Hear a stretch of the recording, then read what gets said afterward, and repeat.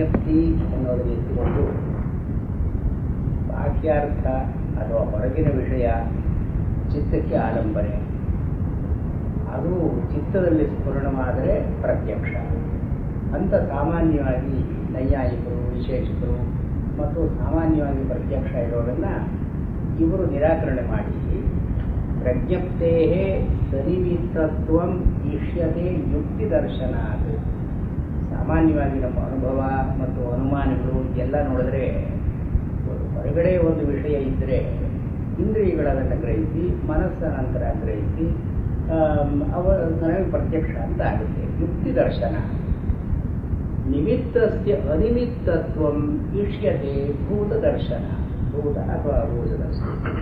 ಅದನ್ನು ಮುಂದಕ್ಕೆ ಪೊಸಿಷನ್ ಏನು ಅಂದರೆ ಹೇಳ್ತಾರೆ, ಚಿತ್ತಂ ನ ಸಂಸ್ಪೃಶತ್ಯರ್ಥಂ ನಾರ್ಥಾಭಾಸಂ ತಥೈವ ಚ ಅಭೂತೋ ಹಿ ಯತಶ್ಚಾರ್ಥೋ ನಾರ್ಥಾಭಾಸಸ್ತತಃ ಪೃಥಕ್.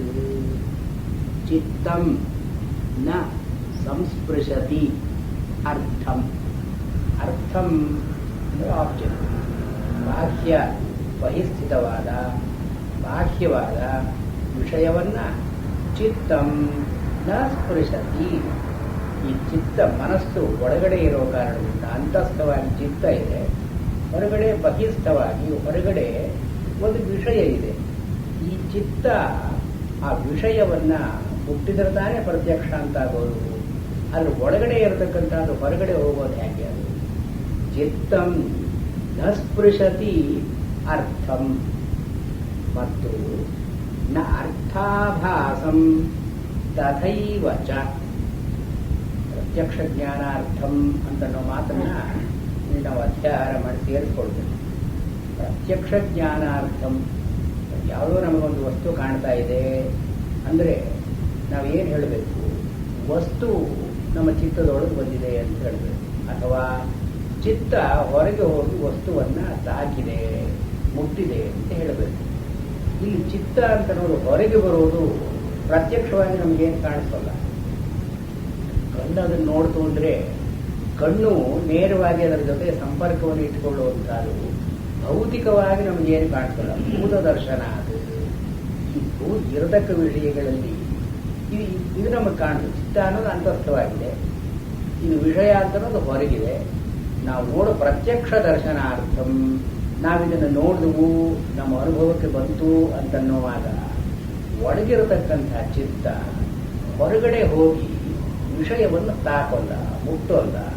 ಚಿತ್ತಂ ನ ಸಂಸ್ಪೃಶತಿ ಅರ್ಥಂ ನ ಅರ್ಥಾಭಾಸಂ ತಥಾ ಏವ ಚ. ಹಾಗೆಯೇ ಒಂದು ವಿಷಯ ಬೇರೆ ರೀತಿಯಾಗಿ ಕಾಣಿತು ಅಥವಾ ಇಲ್ಲದೇ ಇರೋ ವಿಷಯ ಇದ್ದಾಗಿ ಕಾಣಿತು ಅಂದರೆ ಇದು ಹೇಗೆ ಮುಟ್ಟುತ್ತೆ? ಚಿತ್ತ ಇರೋದನ್ನೇ ಮುಟ್ಟದೇ ಇರೋದು, ಇಲ್ಲದೇ ಇರೋದನ್ನೇ ಹೇಗೆ ಮುಟ್ಟುತ್ತೆ? ತಥಾ ಏವ ಅರ್ಥಾಭಾಸಂ ನ ಸಂಸ್ಪೃಶತಿ ಚಿತ್ತಂ. ಇದು ಮೊದಲನೇ ಭಾಗ. ಚಿತ್ತಂ ನ ಸಂಸ್ಪೃಶತಿ ಅರ್ಥಂ ನ ಅರ್ಥಾಭಾಸಂ ತಥೈವ ಹಿ ತಥೈವ ಚ. ಅಂದರೆ ಅರ್ಥಾಭಾಸಂ ನ ಸಂಸ್ಪೃಶತಿ ಚಿತ್ತಂ ಅಂತ ಸೇರಿಕೊಳ್ಳಿ. ಅಭೂತೋ ಹಿ ಯತಶ್ಚ ಅರ್ಥ, ಅರ್ಥ ಹೊರಗಡೆ ಇದ್ದದ್ದು ಅಭೂತ ಹಿ. ಅಭೂತ ಭೂತ ಅಂತನೋ ಮಾತು ಯಾವುದು ಉಂಟಾಗಿ ನಮಗೆ ಕಾಣಿಸ್ಕೊಳ್ತಾ ಇದೆಯೋ ಇದು ಅಭೂತ, ಇದು ಭೂತ. ಅಭೂತ ಅಂದ್ರೆ ಹೀಗೆ ಅದು ಉಂಟಾಗಿ ಕಾಣಿಸ್ಕೊಳ್ತಾ ಇಲ್ಲ. ಅಂದ್ರೆ ಹೊರಗಡೆ ಇರತಕ್ಕಂಥ ವಸ್ತು ನಮಗೆ ಕಾಣ್ತಾ ಇಲ್ಲ. ಅಭೂತೋ ಹಿ ಯತಃ ಚ ಅರ್ಥಃ ನ ಅರ್ಥಾಭಾಸಃ ತತಃ ಪೃಥಕ್. ತತಃ ಅದು ಚಿತ್ತ, ಅದು ಪೃಥಕ್ ಬೇರೆಯಾಗಿ ಅರ್ಥಾಭಾಸ ಅಂತ ಇಲ್ಲ. ಇದು ಮಾಧ್ಯಮಿಕ ಕಾರಿಕೆಯಲ್ಲಿ ಬರುವಂತಹ ಕಾರಿಕೆ. ಇಲ್ಲಿಂದ 25, 26, 27 ಮೂರೂ ಕಾರಿಕೆಗಳು ಮಾಧ್ಯಮಿಕ ಕಾರಿಕೆಯಲ್ಲಿದೆ. ಇದು ಚಂದ್ರಕೀರ್ತಿ ವಿಸ್ತಾರವಾಗಿ ವ್ಯಾಖ್ಯಾನ ಮಾಡಿದ್ದಾರೆ. ಇದು ವಿಜ್ಞಾನವಾದದ್ದು ನಿಲುವು ಅಂತ ಹೇಳಿ ಇಲ್ಲಿ ಮುಂದೆ 28ನೇ ಶ್ಲೋಕಕ್ಕೆ ಶಂಕರಾಚಾರ್ಯರದ್ದು ಅಂತ ಒಂದು ವ್ಯಾಖ್ಯಾನ ಇದೆಯಲ್ಲ, ಈ ವ್ಯಾಖ್ಯಾನದಲ್ಲಿ ಏನು ಹೇಳ್ತಾರೆ, ಪ್ರಜ್ಞಪ್ತೆ ಸನಿಮಿತ್ತತ್ವಂ ಇತ್ಯಾದಿ ಏತದಂತಂ ವಿಜ್ಞಾನವಾದಿನಃ ಬೌದ್ಧಸ್ಯ ವಚನಂ ಬಾಹ್ಯಾರ್ಥವಾದಿ ಪಕ್ಷ ಪ್ರತಿಷೇಧ ಪರಂ ಆಚಾರ್ಯೇಣ ಅನುಮೋದಿತಂ. ಗೌಡಪಾದಾಚಾರ್ಯರು ವಿಜ್ಞಾನವಾದದ ಮತವನ್ನು ಒಪ್ಪಿಕೊಂಡಿದ್ದಾರೆ. ಶಂಕರಾಚಾರ್ಯರದ್ದು ಭಾಷೆ ಇದೆಯಲ್ಲ, ಈ ಭಾಷೆದಲ್ಲೇ ಮಾತು. ಅದು ಬೌದ್ಧಸ್ಯ ವಚನಂ ಬಾಹ್ಯಾರ್ಥವಾದಿ ಪಕ್ಷ ಪ್ರತಿಷೇಧ ಪರಂ ಆಚಾರ್ಯೇಣ ಅನುಮೋದಿತಂ. ಆಚಾರ್ಯೇಣ ಗೌಡಪಾದಾಚಾರ್ಯ ಅನುಮೋದಿತಂ. ವಿಜ್ಞಾನವಾದಿಗಳ ಪಕ್ಷವನ್ನು ಗೌಡಪಾದರು ಒಪ್ಪಿಕೊಂಡಿದ್ದಾರೆ. ಗೌಡಪಾದರನ್ನ ಬೌದ್ಧರು ಅಂತ ಹೇಳೋದಕ್ಕೆ ಅಡ್ಡಿ ಏನು? ಯಾಕೆ ಅವ್ರು ಸಂಕೋಚ ಯಾಕೆ ಬಿಟ್ಕೊಡ್ಬೇಕು? ಅವರೇ ವ್ಯಾಖ್ಯಾನದಲ್ಲಿ ಶಂಕರಾಚಾರ್ಯರೇ ಬರೆದಿದ್ದಾರೆ. ಶಂಕರಾಚಾರ್ಯರದ್ದು ಅಂತ ಆದರೆ ಇದು ಅವ್ರು ಶಂಕರಾಚಾರ್ಯರೇ ಬರೆದಿದ್ದಾರೆ. ಇದು ವಿಜ್ಞಾನವಾದಿಗಳ ಪಕ್ಷ, ಬೌದ್ಧರ ಪಕ್ಷ, ಇದನ್ನು ಗೌಡಪಾದಾಚಾರ್ಯರು ಒಪ್ಪಿಕೊಂಡಿದ್ದಾರೆ. ಇಲ್ಲಿ ಇಶ್ಯೂ ಏನು? 25ರಿಂದ 28ರವರೆಗೆ ಅಲ್ಲಿ ಮಾಧ್ಯಮಿಕ ಕಾರಿಕೆಯಲ್ಲಿ ನಾಗಾರ್ಜುನ ವಿಜ್ಞಾನವಾದದ ಪಕ್ಷವನ್ನು ಹೇಳಿದ. ವಿಜ್ಞಾನವಾದಿಗಳು ಚಿತ್ತ ಚೈತ್ತ ಅಂತ ಎರಡು ಒಪ್ಪಿಕೊಳ್ತಾರೆ. ಚಿತ್ತ ಅನ್ನೋದು ಮೂಲಭೂತವಾಗಿ ಪ್ರಜ್ಞಪ್ತಿ ಮಾತ್ರ. It is just awareness. ಪ್ರದೀಪವದು, ಒಂದು ದೀಪ ಹೇಗಿದೆಯೋ ಹಾಗೆ ಚಿತ್ತ ಅನ್ನೋದು ಇದೆ. ಹೊರಗಿನ ವಸ್ತುಗಳ ಆಕಾರವನ್ನ ಯಾವಾಗ ಇದು ತಳ್ಕೊಳ್ಳುತ್ತೆಯೋ ಆಗ ಅದನ್ನು ಚೈತ್ತ ಅಂತ ಕರೀತಾರೆ. ಚಿತ್ತ ಸಂಬಂಧವಾದದ್ದು ಚೈತ್ತ. ಅಂದರೆ ಒಂದು ಬೆಳಕನ್ನ ನಾವು ಬಳಸಿಕೊಂಡು ಯಾವುದಾದ್ರೂ ಕ್ರಿಯೆ ಮಾಡಬೇಕಾದ್ರೆ ಈ ಬೆಳಕಿಗೂ ಆ ಒಂದು ಕ್ರಿಯೆಗೂ ಸಂಬಂಧ ಉಂಟಾದರೆ ಅದು ಚೈತ್ತ. ಬೆಳಕಿಗೆ ಸಹಜವಾಗಿ ಈ ಕರ್ತವ್ಯತ ಅಂತಿಲ್ಲ, ಅದಕ್ಕೊಂದು ಪ್ರಯೋಜನ ಅಂತಿಲ್ಲ, ಅದಕ್ಕೊಂದು ವೃತ್ತಿ ಅದು ನಿರ್ದಿಷ್ಟವಾಗಿಲ್ಲ. ಬೆಳಕನ್ನು ನಾವು ಬಳಸ್ಕೊಳ್ತೀವಿ, ಬೆಳಕನ್ನು ಈ ಕಡೆ ಹರಿಸ್ಕೊಳ್ತೀವಿ. ಅಂದ್ರೆ ಏನು? ಅದನ್ನೆಲ್ಲ ಚೈತ್ತ ಅಂತ ಕರೀತಾರೆ. ಚಿತ್ತ ಚೈತ್ತ ವಿಭಾಗ ಹೀಗೆ. ಪರಪ್ರಯೋಜಕವಾದರೆ ಚೈತ್ತ, ಸ್ವಪ್ರಯೋಜಕವಾದರೆ ಚಿತ್ತ. ಇಷ್ಟೇ ಅವರ ಈ ಜಗತ್ತಿನಲ್ಲಿ ಇರೋದೆಲ್ಲ ಇದರ್ it is pure consciousness or modified consciousness in various ways. ಇದು ಬಿಟ್ಟು ಬೇರೆ ಯಾವ ಪದಾರ್ಥಗಳು ಇಲ್ಲ. ಅವತ್ತು ಪುರುಷ ಮಾಯಾಂತರ ಹೋಗಿ ಮಾಯಾವಾದಕ್ಕಿಂತ ಇನ್ನೂ ಒಂದು ಹೆಜ್ಜೆ ಮುಂದೆ ಹೋಗ್ತಾರೆ. ಅವರು ಮುಂದೆ ಹೋಗಿ ಜಗತ್ತು ವಾಸ್ತವವಾಗಿ ವ್ಯವಹಾರದಲ್ಲೂ ಇಲ್ಲ, ಪರಮಾರ್ಥದಲ್ಲೂ ಇಲ್ಲ. ಅದ್ವೈತವಾದಿಗಳು ವ್ಯವಹಾರದಲ್ಲಿ ಇದೆ, ಪರಮಾರ್ಥದಲ್ಲಿ ಇಲ್ಲ ಅಂತ ಒಪ್ಕೊಳ್ತಾರೆ. ಅವರು ಪರಮಾರ್ಥದಲ್ಲಿ ಇದ್ದರೂ ತಾನೇ ವ್ಯವಹಾರದಲ್ಲಿ ಬರೋದು. ಅದರಿಂದ ಪರಮಾರ್ಥದಲ್ಲೇ ಇಲ್ಲ, ವಸ್ತುಗಳೇ ಇಲ್ಲ. ಬಾಹ್ಯಾರ್ಥ ಅನ್ನೋದು ವಸ್ತು ಇಲ್ಲ. ಯಾಕೆ? ಒಂದು ಅವರ ಅನುಮಾನದ ಪ್ರಕಾರ ಬಾಹ್ಯತ್ವ ಅದು ಹೊರಗಡೆ ಇದೆ ಅಂತನ್ನುವ ಕಾರಣದಿಂದಲೇ ಇಲ್ಲ. ಅವ್ರ ಬಾಹ್ಯಾರ್ಥ ವಸ್ತುಗಳ ಅಭಾವ ಅಂದ್ರೆ ಬಾಹ್ಯಾರ್ಥ ವಸ್ತು ಪ್ರತಿಷೇಧ ಅವರು ಯಾವ ಬೇಸಿಸ್ ಮೇಲೆ ಮಾಡ್ತಾರೆ, ಅದು ಬಾಹ್ಯಾರ್ಥವಾಗಿರೋದ್ರಿಂದಲೇ ಅದಿಲ್ಲ. ಇದು ಹೊರಗಡೆ ಕಾಣ್ತಾ ಇದೆಯಲ್ಲ, ಮನಸ್ಸು ಇದನ್ನು ಹೊರಗಡೆ ನೋಡ್ತಾ ಇರೋದ್ರಿಂದ ಇದು ಹೊರಗಡೆ ಇಲ್ಲ. ಯಾಕಂದ್ರೆ ಮನಸ್ಸು ಒಳಗಡೆ ಇರತಕ್ಕಂಥದ್ದು, ಅದರ ಪ್ರವೃತ್ತಿಯಿಂದ ಇದು ಅರ್ಥಾಭಾಸ ಅಷ್ಟೇ ವಿನ ಅರ್ಥ ಅಲ್ಲ. ಈ ಚಿತ್ತ ಚೈತ್ತ ಅಂತನ್ನೋದು ಒಳಗಡೆ ಆದರೆ ಹೊರಗಡೆ ಅವರು ಅರ್ಥಾಭಾಸ ಅಂತ ಎರಡು ಪ್ರಕ್ರಿಯೆಗಳನ್ನು ಉಪಯೋಗಿಸ್ತಾರೆ. ಅರ್ಥ ಅಂದ್ರೆ object, but the object is never understood as it is. ಇದು ಆಭಾಸವಾಗಿ ಅಂದ್ರೆ ಭಾಸ ಅನ್ನೋ ಮಾತಿಗೆ ತೋರಿಕೊಳ್ಳೋದು ಅಂತ. ಆಭಾಸ ಅಂದ್ರೆ ಒಟ್ಟಾರೆ ಅದು ಹ್ಯಾಕ್ ಕಾಣಿಸ್ಕೊಳ್ಳುತ್ತೆ, ಇದು ಆಭಾಸ. ಅರ್ಥಾಭಾಸ ಅಂತಂದ್ರೆ ಪ್ರೆಸೆಂಟೇಷನಲ್ ಆಸ್ಪೆಕ್ಟ್ ಆಫ್ ದಿ ಆಬ್ಜೆಕ್ಟ್. ವಸ್ತು ಏನೋ ಇರಬಹುದು, ಆದರೆ ತೋರಿಕೊಳ್ಳೋದು ಹೇಗೆ? ಒಂದು ರೂಪ ಇದ್ದ ಹಾಗೆ ತೋರಿಕೊಳ್ಳುತ್ತೆ. ರೂಪ ಅಂತನ್ನೋದು ಹೊರಗಡೆ ವಸ್ತುವಿನಲ್ಲಿ ಇಲ್ಲ, ಅದು ತೋರಿಕೊಳ್ಳೋದು. ಅಥವಾ ಅದಕ್ಕೊಂದು ಆಕಾರ ಅಂತಿರೋದು, ಅಥವಾ ಅದಕ್ಕೊಂದು ಮೌಲ್ಯ ಅಂತಿರೋದು, ಒಂದು ಬಣ್ಣ ಇತ್ಯಾದಿ ಎಲ್ಲವೂ ಕೂಡ ಇದು ಅರ್ಥಾಭಾಸ ಅಂತ ಕರೀತಾರೆ. ಬಟ್ ಹೊರಗಡೆ ಈ ಅರ್ಥ ಪ್ರತೀತಿ ಅಂತ ಒಂದು ಇರಬೇಕು. ನೈಯಾಯಿಕರು, ವಿಶೇಷಕರು, ಸರ್ವಾಸ್ತವಾದಿಗಳು ಏನು ಹೇಳ್ತಾರೆ? ಹೊರಗಡೆ ಏನೋ ಒಂದು ಪ್ರಪಂಚ ಅಂತ ಇದೆ. ಅದು ಹೇಗಿದೆಯೋ ನಮಗೆ ಗೊತ್ತಿಲ್ಲ. ಅದು ನಮಗೆ ಗೊತ್ತಾಗೋ ರೀತಿಯಲ್ಲಿ ಪ್ರಪಂಚ ಇಲ್ಲ. The world is not as it appears to us, but the world is. ಹೊರಗಡೆ ಒಂದು ಪ್ರಪಂಚ ಅಂತ ಇದೆ, ಆದರೆ ನಮಗೆ ಕಾಣೋ ಹಾಗೆ ಪ್ರಪಂಚ ಇದೆ ಅಂತ ಅನ್ನೋದು ಸುಳ್ಳು. ಪ್ರಪಂಚಕ್ಕೆ ಈ ನಾಮರೂಪಾದಿಗಳಿಲ್ಲ. ಅದು ಏನೋ ಸತ್ತ ಮಾತ್ರ ಇನ್ಯಾವುದೋ ರೀತಿಯಾಗಿ ಇರಬಹುದು. ಈ ಒಂದು ಪೊಸಿಷನ್ನೇ, ಸರ್ವಾಸ್ತಿವಾದಿಗಳ ಪೊಸಿಷನ್ನೇ ವೇದಾಂತಗಳು ಹೇಳಿದ್ರು. ಸರ್ವಂಕಲ್ವಿದಂ ಬ್ರಹ್ಮ ಅಂದರು. ಅದೂ ಬ್ರಹ್ಮವೇ. ಹೊರಗಡೆ ಇರೋದು ಒಳಗಡೆ ಇರತಕ್ಕಂಥ ವಸ್ತುವಿನ ಹಾಗೆ ಬ್ರಹ್ಮವೇ. ಅದನ್ನೇ ಪ್ರಭು ಪಾರುಣಿ ಸಂವಾದದಲ್ಲಿ ಅನ್ನದಿಂದ ಹಿಡಿದ ಆನಂದದವರೆಗೆ ಇಂಟೀರಿಯರೈಸ್ ಮಾಡ್ಕೊಂಡು ಹೋದ.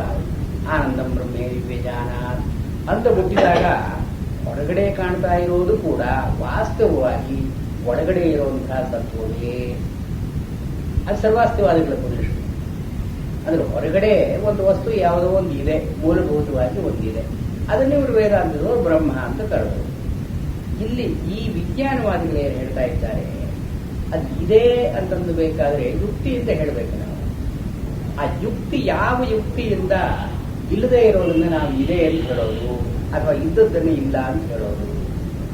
ಇವರ ಪ್ರಾಬ್ಲಮ್ಮು ಪ್ರತ್ಯಕ್ಷಕ್ಕೆ ಅದು ಸಿಗೋಲ್ಲ. ನಾವು ನೋಡೋದು ಆ ವಸ್ತು ಭೂತ ದರ್ಶನ ಅಂತ ಅಲ್ಲ. What we C is not as the world as the object is. But ಇನ್ನು ಯಾವ ರೀತಿಯಿಂದ ನಾವು ಅನುಮಾನ ಮಾಡಬಹುದು ಅಂದ್ರೆ, ಈ ಸಾರ್ವಜನಿಕ ಪ್ರತೀತಿ 4 ಜನ ಏನು ಹೇಳ್ತಾರೋ ಅದು ಇತ್ಯಾದಿಯಾಗಿ ನಾವು ಹೇಳಿದ್ರು ಅದು ಅನುಮಾನ ಅಂತ ಅನ್ನಿಸ್ಕೊಳ್ಳೋಲ್ಲ. ಆದ್ರಿಂದ ಯಾವ ರೀತಿಯಾಗೂ ನಾವು ಇದನ್ನ ವಸ್ತುವಿನ ಯಥಾರ್ಥತೆ ಅಥವಾ ಭೂತತ ನಾವು ಹೇಳೋದಿಕ್ಕಾಗದೇ ಇರೋದ್ರಿಂದ ವಸ್ತು ಇದೆ ಅಂತ ಅನ್ನೋದು ತಾನೇ ಹೇಗೆ. ಆದ್ರಿಂದ ಹೊರಗಡೆ ವಸ್ತುಗಳಿಲ್ಲ, ಕಾಣ್ತಾ ಇರೋದು ಉಂಟು. ಯಥಾ ಸ್ವಪ್ನೆ, ಅವರು ಸ್ವಪ್ನವನ್ನು ಹೇಳ್ತಾರೆ ಆ ಮಾಧ್ಯಮಿಕ ಕಾರಿಕೆಯಲ್ಲಿ. ಇವಾಗ ಕನಸು ಕಾಣ್ತಾ ಇದ್ದಾಗ ನಾವು ಏನೋ ಒಂದು ಆನೆ ನೋಡ್ತೀವಿ, ಕುದುರೆ ನೋಡ್ತೀವಿ, ಎಲ್ಲೋ ಮನೆಗೆ ಹೋದಾಗ ನೋಡ್ತೀವಿ, ಯಾರನ್ನೋ ನೋಡ್ತೀವಿ. ವಾಸ್ತವವಾಗಿ ನಾವು ನೋಡಿದ್ದೇನಿಲ್ಲ. ವಾಸ್ತವವಾಗಿ ಅಲ್ಲಿ ಅನುಭವದ ಕಾಲದಲ್ಲಿ ಆ ಕರೆಸ್ಪಾಂಡಿಂಗ್ ಆಬ್ಜೆಕ್ಟ್ ಇದೆ ಔಟ್ಸೈಡ್ ವರ್ಲ್ಡ್ ಇಲ್ಲ. ಆದ್ರೂ ನೋಡಿದ್ದೊಂದು ಉಂಟಲ್ಲ. ಸೊ ಇಲ್ಲದೇ ಇರೋದನ್ನು ಕೂಡ ನೋಡುವಂತಹದ್ದು ನಮ್ಮ ಅನುಭವದಲ್ಲಿ ಇದೆ. ಅದಕ್ಕೆ ಜಾಗರಿ ಟೆಕ್ನಿಕ್ ನೀವು ಯಾಕೆ ಅನ್ವಯ ಮಾಡಬಾರದು? ಅಲ್ಲಿ ಹೇಗೆ ಸ್ವಪ್ನದಲ್ಲಿ ಅರ್ಥಾಭಾಸ ಆಗುತ್ತೋ ಅದರ ಅರ್ಥಾಭಾಸ. ಇಲ್ಲದೇ ಇರೋದು ಇದ್ದ ಹಾಗೆ ತೋರಿಕೊಳ್ಳುತ್ತೆ, ಆಭಾಸ ಅನ್ನೋದು ತೋರಿಕೊಳ್ಳೋದಂತೆ. So all dream experience is appearance. ಇದನ್ನ the same principle why don't you apply to the practical to the waking life. ಜಾಗರಿತಕ್ಕೂ ಕೂಡ ನೀವಿದೇ ಇದನ್ನು ಯಾಕೆ ಅನ್ವಯ ಮಾಡಬಾರದು? ಹೀಗೆ ಅಭೂತಃ ಹಿ ಯತಃ ಚ ಅರ್ಥಃ ಯಥಾ ಸ್ವಪ್ನೆ ಅದು ಚಂದ್ರಕೀರ್ತಿಗಳ ವ್ಯಾಖ್ಯಾನದಲ್ಲಿ ಇಲ್ಲಿ 2ನೇ ಪಾದ ಇದೆಯಲ್ಲ. ಅಭೂತಃ ಯತಃ ಚ ಅರ್ಥಃ. ಈ ಅರ್ಥ ಅನ್ನೋದು ನಮ್ಮ ಅವಗಾಹನೆಗೆ ನಮ್ಮ ಅನುಭವಕ್ಕೆ ಏನು ಬಂದಿದೆ, ಇದು ಅಭೂತ ವಿಷಯದಿಂದ ಕೂಡಿರದೇ ಇರತಕ್ಕಂಥದ್ದು. ಅಂದ್ರೆ ಇದು there is no objective correspondence for it. ಯಥಾ ಸ್ವಪ್ನದಲ್ಲಿ ನಾವು ನೋಡೋ ವಿಚಾರಗಳಿಗೆ ಹೊರಗಡೆ ಅರ್ಥ ಅಂತ ಅನ್ನೋದು ಇಲ್ಲ, ಅರ್ಥಾಭಾಸ ಅಂತ ಅನ್ನೋದು ಇದೆ. ನ ಅರ್ಥಾಭಾಸ ತತಃ ಪೃಥಕ್. ಈ ಅರ್ಥಾಭಾಸ ಎಲ್ಲಿಂದ ಬಂತಿದು? ವಸ್ತುಗಳು ಬೇರ್ಪಟ್ಟು ಇದರ ಹಾಗೆ ತೋರಿಕೊಂಡದ್ದಲ್ಲ, ಮನಸ್ಸೇ ಇದನ್ನೆಲ್ಲ ಕಲ್ಪಿಸಿಕೊಂಡಿತ್ತು. ತತಃ ನ ಪೃಥಕ್, ತತಃ ಚಿತ್ತಾತ್ ಪೃಥಕ್ ಅಂದ್ರೆ ಬೇರೆಯಾದದ್ದು, ನ ಪೃಥಕ್. ಈ ಅರ್ಥಾಭಾಸ ಸ್ವಪ್ನದಲ್ಲಿ ನಾವು ಏನು ನೋಡ್ತೀವೋ ಇದು ವಾಸ್ತವವಾಗಿ ಚಿತ್ತವೇ. ಚಿತ್ತದಿಂದ ಬೇರೆಯಾಗಿ ನಾವು ಯಾವ ವಸ್ತುವನ್ನು ನೋಡೋಲ್ಲ. ಇದು ಅಭೂತೋ ಹಿ ಯತಶ್ಚಾರ್ಥ ನ ಅರ್ಥಾಭಾಸ ತತಃ ಪೃಥಕ್. ತತಃ ಅದು ಚಿತ್ತ. ಈ ಚಿತ್ತದಿಂದ ಬೇರೆಯಾಗಿ ಅರ್ಥಾಭಾಸ ಅಂತ ಇಲ್ಲ. ಇದರಿಂದ ಚಿತ್ತಂ ನ ಸಂಸ್ಪೃಶತಿ ಅರ್ಥಂ. ನಾವು ಕನಸಲ್ಲಿ ಒಂದು ಆನೆಯನ್ನು ನೋಡಬೇಕಾದ್ರೆ ಕಣ್ಣು ಹೋಗಿ ಆನೆಯನ್ನು ಏನು ಮುಟ್ಟೋಲ್ಲ. ನೈಯಾಯಿಕರು ಏನು ಹೇಳ್ತಾರೆ, ಇಂದ್ರಿಯಕ್ಕೂ ವಿಷಯಕ್ಕೂ ಒಂದು ಸಂಬಂಧ ಆಗಬೇಕು. ಆತ್ಮ ಮನದ ಸಂಯುಜ್ಯತೆ ಮನ ಇಂದ್ರಿಯೇಣ ಇಂದ್ರಿಯ ಅರ್ಥೇನ ತತಃ ಪ್ರತ್ಯಕ್ಷ. ಪ್ರತ್ಯಕ್ಷ ಆಗಬೇಕಾದ್ರೆ ಇಷ್ಟೆಲ್ಲ ಲಿಂಕ್ಸ್ ಇರಬೇಕು. ಆತ್ಮನಿಗೂ ಮನಸ್ಸಿಗೂ ಒಂದು ಸಂಬಂಧ ಏರ್ಕೊಳ್ಬೇಕು, ಮನಸ್ಸು ಇಂದ್ರಿಯಗಳಿಗೂ ಒಂದು ಸಂಬಂಧ ಏರ್ಕೊಳ್ಬೇಕು, ಮತ್ತು ಇಂದ್ರಿಯಕ್ಕೂ ಹೊರಗಡೆ ವಿಷಯಕ್ಕೂ ಒಂದು ಸಂಬಂಧ ಏರ್ಕೊಡಬೇಕು. ತತಃ ಪ್ರತ್ಯಕ್ಷ. ಹೀಗೆ ಪ್ರತ್ಯಕ್ಷ ಆಗಬೇಕು. ಕನಸಿನಲ್ಲಿ ನಾವಿದನ್ನು ಹೇಗೆ ನಿರ್ಧಾರ ಮಾಡೋದು? ಹೇಗೆ? ಇವಾಗ ಆತ್ಮ ಮನಸ್ಸ ಸಂಯೋಜತೆ ಎಂದು ಬೇಕಾದ್ರೆ ಹೇಳಿಕೊಡು. ಯಾಕೆಂದ್ರೆ ಮನಸ್ಸು ಕೆಲಸ ಮಾಡ್ತಾ ಇದೆ. ಆದರೆ ಮನ ಇಂದ್ರಿಯೇಣ ಅಂತ ಅನ್ನೋದು ಸಾಧ್ಯ ಇಲ್ಲ. ಯಾಕೆಂದ್ರೆ ಇಂದ್ರಿಯಗಳಿಗೂ ಮನಸ್ಸಿಗೂ ಸಂಬಂಧ ತಪ್ಪಿದೆ. ಇಂದ್ರಿಯ ಅಂದ್ರೆ ಇದು ಸ್ವಪ್ನಾವಸ್ಥೆ. ಸ್ವಪ್ನಾವಸ್ಥೆಯಲ್ಲಿ ಇಂದ್ರಿಯ ಮನಸ ಸನ್ನಿಕರ್ಷ ಅಂತ ಇಲ್ಲ, ಮತ್ತು ಇಂದ್ರಿಯಗಳಿಗೂ ಹೊರಗಡೆ ವಿಷಯಕ್ಕೂ ಸಂಬಂಧವಂತೂ ಇಲ್ಲವೇ ಇಲ್ಲ. ಇಂದ್ರಿಯ ಅರ್ಥೇನ ಅಂತನೂ ಆಗಿಲ್ಲ. ಅದರಿಂದ ಇಂಪಾರ್ಟೆಂಟ್ ಲಿಂಕ್ಸೇ ಬಿಟ್ಟು ಹೋಯ್ತಿದೆ ಪ್ರತ್ಯಕ್ಷ. ಅದು ಸ್ವಪ್ನದಲ್ಲಿ ನಾವು ಕಾಣುವುದು ಅದಕ್ಕೆ ಸ್ಮರಣೆಗೆ ಬರೋದರಿಂದ ಅದು ನಿಜವೇ. ಇದು ಅನುಭೂತವಾದ ವಿಷಯ ಆಗಿ ನೆನ್ನೆ ರಾತ್ರಿ ಕನಸಿನಲ್ಲಿ ಹೀಗೆ ನೋಡಿದೆ ಅಂತ ಸ್ಮರಣೆ ಉಳಿದಿರೋದ್ರಿಂದ, ಸಂಸ್ಕಾರ ಉಳಿದಿರೋದ್ರಿಂದ ಪ್ರತ್ಯಕ್ಷಾನುಭವವನ್ನು ಸುಳ್ಳು ಹೇಳುವಾಗಿಲ್ಲ ನಾವು. ಅಂದ್ರೆ we may not remember all that we dream, but there are some dreams we do remember. ನಾನು ಕನಸಿನಲ್ಲಿ ಅವನು ನೋಡಿದೆ, ಅವನು ಇರೋದೇ ಇಲ್ಲ, ಎಲ್ಲೋ ಸತ್ತು ಹೋಗಬೇಕಾದ ವರ್ಷ ಆಗಿರುತ್ತೆ, ಅವನನ್ನು ನಾನು ನೋಡಿದೆ ಅಂದ್ರೆ ಆ ಒಂದು ಸಂಸ್ಕಾರ ಸ್ಮೃತಿ ಇದೆ. ನೋಡಿದ್ದಂತೂ ದಿಟ. ಅದು ಕನಸಾಗಲಿ ಎಚ್ಚರವಾಗಲಿ ಅನುಭವದ ವಿಷಯ. ಅದು ಅನುಭೂತವಾದ ವಿಷಯ. ಆದರೆ ಒಂದು ಆಬ್ಜೆಕ್ಟಿವ್ ಕರೆಸ್ಪಾಂಡೆನ್ಸ್ ಅಂತ ಇಲ್ಲ. ಆದ್ದರಿಂದ ಇಲ್ಲಿ ಇವತ್ತು ಸ್ವಪ್ನಾವಸ್ಥೆ ಅಂತ ಹೇಳಿದಾಗ ಅರ್ಥಾಭಾಸ, an object appearing is not a distortion of the object as it is, but it is a distortion of the mind. ಇವರು ಚಿತ್ತ ಚೈತ್ತ ಅಂತ ಏನು ಹೇಳ್ತಾರೋ ಇದು ಅರ್ಥಾಭಾಸ ಅಂತನ್ನೋದಕ್ಕೆ ಕರೆಸ್ಪಾಂಡೆನ್ಸ್. ಇಲ್ಲಿ ಬಾಹ್ಯಾರ್ಥಸ್ಯ ಸದ್ಭಾವಂ ಆ ಚಂದ್ರಕೀರ್ತಿಗಳ ವ್ಯಾಖ್ಯಾನದಲ್ಲಿ ಹೇಳ್ತಾರೆ. ಹೊರಗಡೆ ವಸ್ತುಗಳು ಸದ್ಭಾವ ಅದು ಇದೆ. ಇದು ಸತ್ ಅಂತದ ಮಾತಿಗೆ ವೇದಾಂತದಲ್ಲಿ ಇರತಕ್ಕದ್ದು. ಸದ್ಭಾವೇ ಸಾಧುಭಾವೇ ಚ. ಸತ್ ಅಂತದ ಮಾತಿಗೆ ಒಳ್ಳೆಯದು ಅಂತಲೂ ಅರ್ಥ ಇದೆ, ಇರೋದು ಅಂತಲೂ ಅರ್ಥ ಇದೆ. ಸದ್ಭಾವ ಅಂದ್ರೆ ಇರತಕ್ಕಂಥ ರೀತಿ, the mode of existence, the reality, ಇದು ಸದ್ಭಾವ. ಸದ್ಭಾವ ಅಂತ ಅನ್ನೋದು ಕಳಪಿಯಲ್ಲಾಗಿ ಒಳ್ಳೆಯತನ ಅಂತ ಅನ್ನೋದಕ್ಕೂ ಅವನು ಸದ್ಭಾವ ಅಂತ ಅಂತಾರೆ. ಆ ಸದ್ಭಾವನ ಸದ್ಭಾವ ಅಂತಂದ್ರೆ ಇರತಕ್ಕದ್ದು. ಬಾಹ್ಯಾರ್ಥಸ್ಯ ಸದ್ಭಾವ. ಬಾಹ್ಯ ಹೊರಗಡೆ ಒಂದು ವಸ್ತು ಇದೆ, ನಾವು ಅದನ್ನು ನೋಡದೇ ಇದ್ದಾಗಲೂ ಅದು ಇರುತ್ತೆ, ನನ್ನ ಪಾಡಿಗೆ ತಾನಿದೆ, ನನ್ನ ಮೇಲೆ ಅವಲಂಬನೆ ಮಾಡಿಲ್ಲ ಅಂತನೂ ಸದ್ಭಾವ. Independent reality of the external world, irrespective of the observers. ಅದು ನೋಡ್ತಾನೆ ಬಿಡ್ತಾ. ಹೊರಗಡೆ ಅಂತೂ ವಸ್ತು ಇದೆ, ಇದ್ದ ವಸ್ತುವನ್ನ ನಾವು ನೋಡ್ತಾ ಇದ್ದೀವಿ. ಉಪನಿಷತ್ತಿನಲ್ಲಿ ಹೇಗೆ ಆತ್ಮನನ್ನ ಅಸ್ತಿ ಚೇತ್ ವೇದ ಸಂತಮೇನಂತದೋ ಇದು ಅಂತ ಹೇಳಿದ್ರು, ಹೊರಗಡೆ ವಸ್ತುವು ಹಾಗೆ ಇದೆ, ಇದ್ದದ್ದನ್ನು ನಾವು ನೋಡ್ತಾ ಇದ್ದೀವಿ. ಸಂತಮೇನಂತದೋ ಇದು ಆತ್ಮಕ್ಕೆ ಹೇಳಿದ ಮಾತೆ ಅದಕ್ಕೂ ಸರಿ. ಇದು ಬಾಹ್ಯಾರ್ಥಸ್ಯ ಸದ್ಭಾವ, ಸದ್ಭಾವಂ. ಇದನ್ನ ನಾವು ನಿರ್ಣಯ ಮಾಡಬೇಕಾದ್ರೆ 3 ದಾರಿಗಳಿದೆ. ಒಂದು ಏನು, ಸಾರ್ವಲೌಕಿಕೋಪರಂಭ ಮಾತ್ರತ್ವ. ಸಾರ್ವಲೌಕಿಕ, ಸರ್ವಲೋಕ ಎಲ್ಲ ಲೋಕ ಅಂದ್ರೆ ಜನಗಳು, ಸಾರ್ವಲೌಕಿಕ ಅಂದ್ರೆ ಎಲ್ಲಾ ಜನಗಳಿಗೆ ಸಂಬಂಧಪಟ್ಟ ಹಾಗೆ.